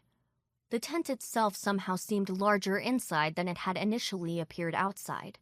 My head swam. The heat at the front of my body seemed to collide with the sheer biting cold at the back and created a kind of storm in my head. I felt myself stagger and caught myself by grabbing the flap of the tent. Adam stood on that stage. He was, as always, dressed in white. Sweat covered his face and made him look as if he had been glazed. When he saw me, a wide grin spread over his face. "You made it," he said. I tried to open my mouth. I tried to run. I tried to do something, but I couldn't move. My head was swimming again. I bent over and retched, feeling for a moment that I was going to vomit into the sand. However, it passed, and nothing came up. I spat into the sand and stood. Then I noticed what was next to Adam. I realized what that raised platform really was. Atop the platform was a raised beam. It was supported on both ends by other beams. Dangling from the crossbeam were 3 ropes. Each rope ended in a loop. Inside those loops were the necks of 3 people. "No," I whispered. I wiped sweat from my eyes. It took me a minute to realize who was in those nooses. Tracy, my secretary, stood at the far left. Her eyes were wide and frightened. She had a gag in her mouth. She was naked, her hands and feet bound. Sweat dripped from her skin. It was her that I had heard screaming. Next to her was the detective. He was naked as well, also gagged and bound, and appeared to be unconscious. Next to him was Candace, Adam's former lover. She was like the other 2, including nude and bound. She was awake, but blood ran from some kind of wound on her forehead. She also looked scared, but there was something else behind her eyes. It was as if this was what she ultimately expected. "You're just in time," Adam said. "Make room for our guest and welcome our newest member." Those around me surged forward. They extended their hands. I pulled back at first, but their hands grabbed at my own. They pulled me forward. I saw only eyes and faces. They were smiling. Their eyes seemed glossed over. They were in some kind of trance, covered in sweat and glowing with the kind of religious ecstasy of the truly mad. They pulled me forward. "No," I said. In my mind, I had screamed it. In reality, I had barely raised a whisper. My coat was torn away. My shirt was ripped open. I was pushed forward, the grinning face of Adam becoming larger and larger. I tried to fight, but I was losing. I had no strength. I could only see Adam, feel the fingers and hands pulling and pushing me forward. I could see Tracy's terrified eyes pleading with me, but I was helpless. I stopped fighting and let them carry me. "You are here to do what you must do," Adam said. "You are here to sever your old life and become something new. You have been shown the reality of things, and now you must give yourself over to us and to them. You must become one of us, and there is only one way to do that." He gestured, a sweeping thing with his right hand, and indicated the 3 people standing at the gallows. "You must make a sacrifice," Adam said, and smiled. Chapter 31. Endings. I stood on the stage and my knees felt weak. The chanting had resumed, and Adam's face seemed to grow before my eyes until all I could see were those glasses and his wide, insane, eager eyes. Sweat was pouring down his face like he had been doused with a bucket of water. His smile seemed a mile wide, and I feared his entire head would open and he would swallow me whole. "You must make a sacrifice," he said. His voice was quiet, and I was able to hear him distinctly despite the noise of the chanting. It felt like he was in my head as well as speaking. "The old ones require it. You have been hearing the truth of the world, the truth of the universe itself for days now. You have seen them. You are truly exalted among all of us. You are certain to sit at the right hand of Kalulu, the high priest. You are nearly one with Yog-Sothoth, the keeper of the gate." "Hail Yog-Sothoth," the people behind me chanted. I had heard these names repeatedly over the last few days. I still barely understood what any of it meant. I had seen them with my own eyes, that is to say, with my mind's eye. They had haunted my dreams, and each point I touched on the talisman had revealed another creature more horrible than the last. Many of them had almost no bodies at all, and yet were more terrifying than Kalulu with his face of squirming tentacles. All of them were from other worlds and other dimensions, and each of them had some hand or tentacle in the very creation of the human race. All of this had been made clear to me. All of them were just a tissue paper's width away from our own dimension. They slept, but they were aware. They were so terrifyingly aware of everything. "They're stirring," I heard myself say. Adam nodded, and his grin somehow got wider. "Yes, they are. They are stirring because their time is nearly here, isn't it?" I nodded. "And we can make it their time." Adam nodded again.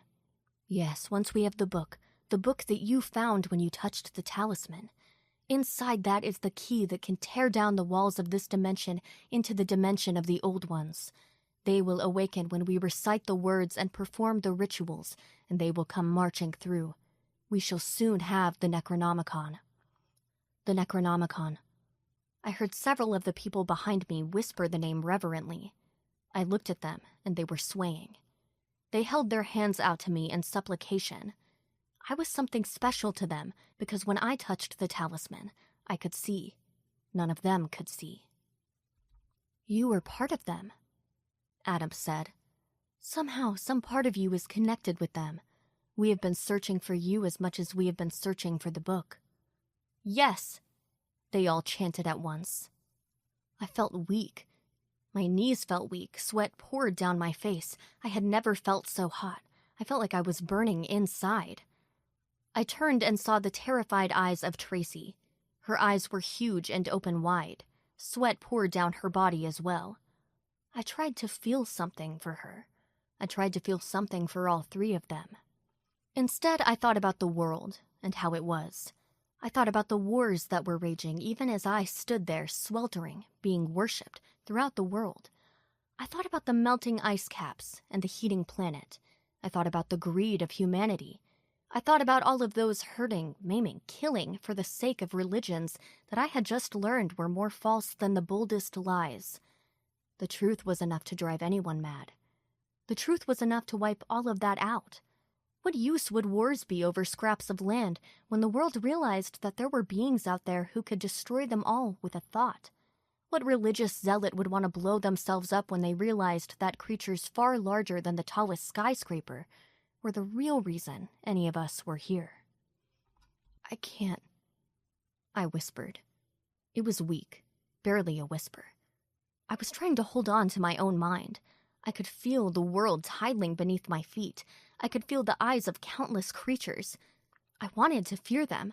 I had feared them when I first saw them as I touched the talisman. Now, however, the fear was not there. I felt something else. I felt like I was home. We have missed you, I felt them say in my head. The countless creatures that lived on planets and within dimensions that turned and twisted in on themselves like countless snakes chasing countless tails. Their faces, those that had them, were terrible, and they were also strangely familiar. You can, said Adam. He took my hand and led me to a spot on the stage. I reached out with a hand that did not feel like my own, and gripped the handle of a lever. Let them go, I pleaded. You must sever your old life, Adam said. It is part of the process. To become one of us, it must be a sacrifice that means something. I tried to conjure the face of my friend Carl. I was unable to remember what he looked like.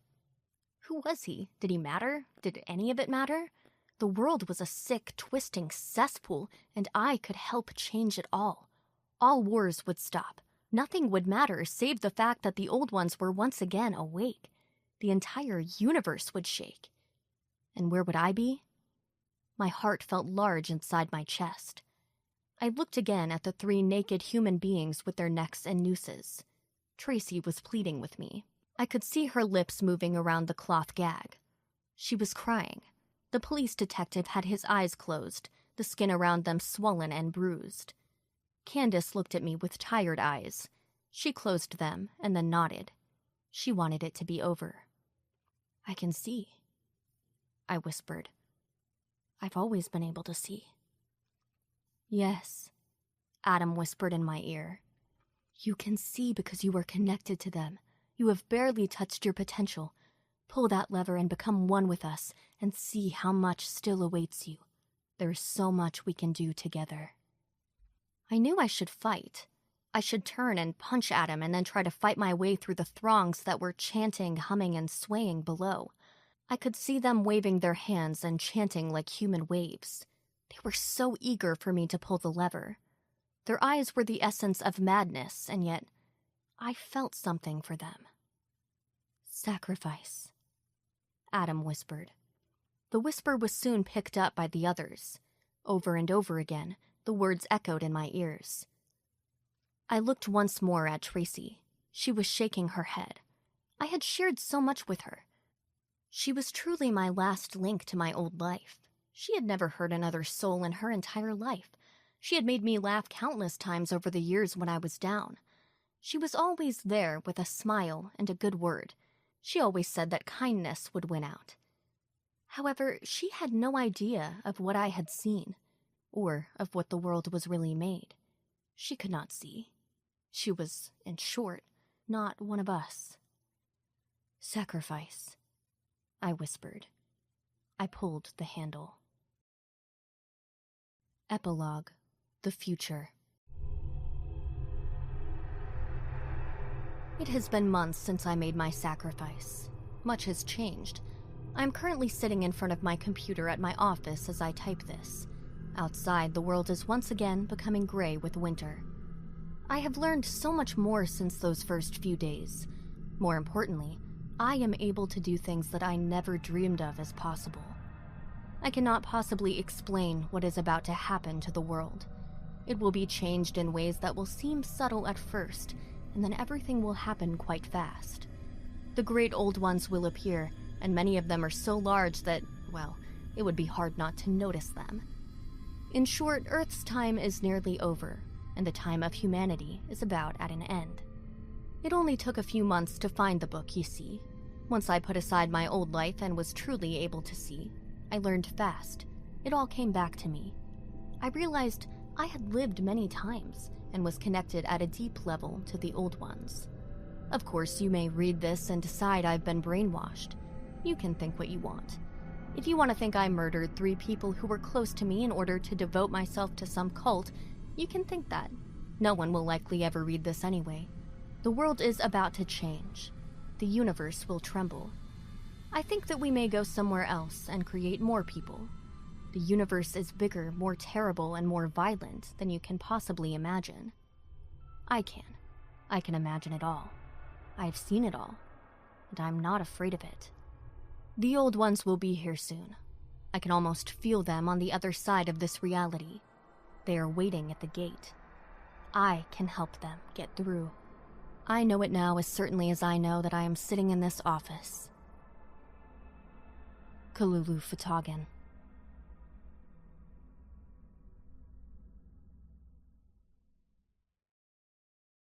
You've been listening to When the Night Comes Out, a weekly horror anthology podcast with stories by Brian W. Alaspa and narrated by Ali James. For Brian's work, visit his website at www.brianwalaspa.com or visit amazon.com for his books of fiction and nonfiction.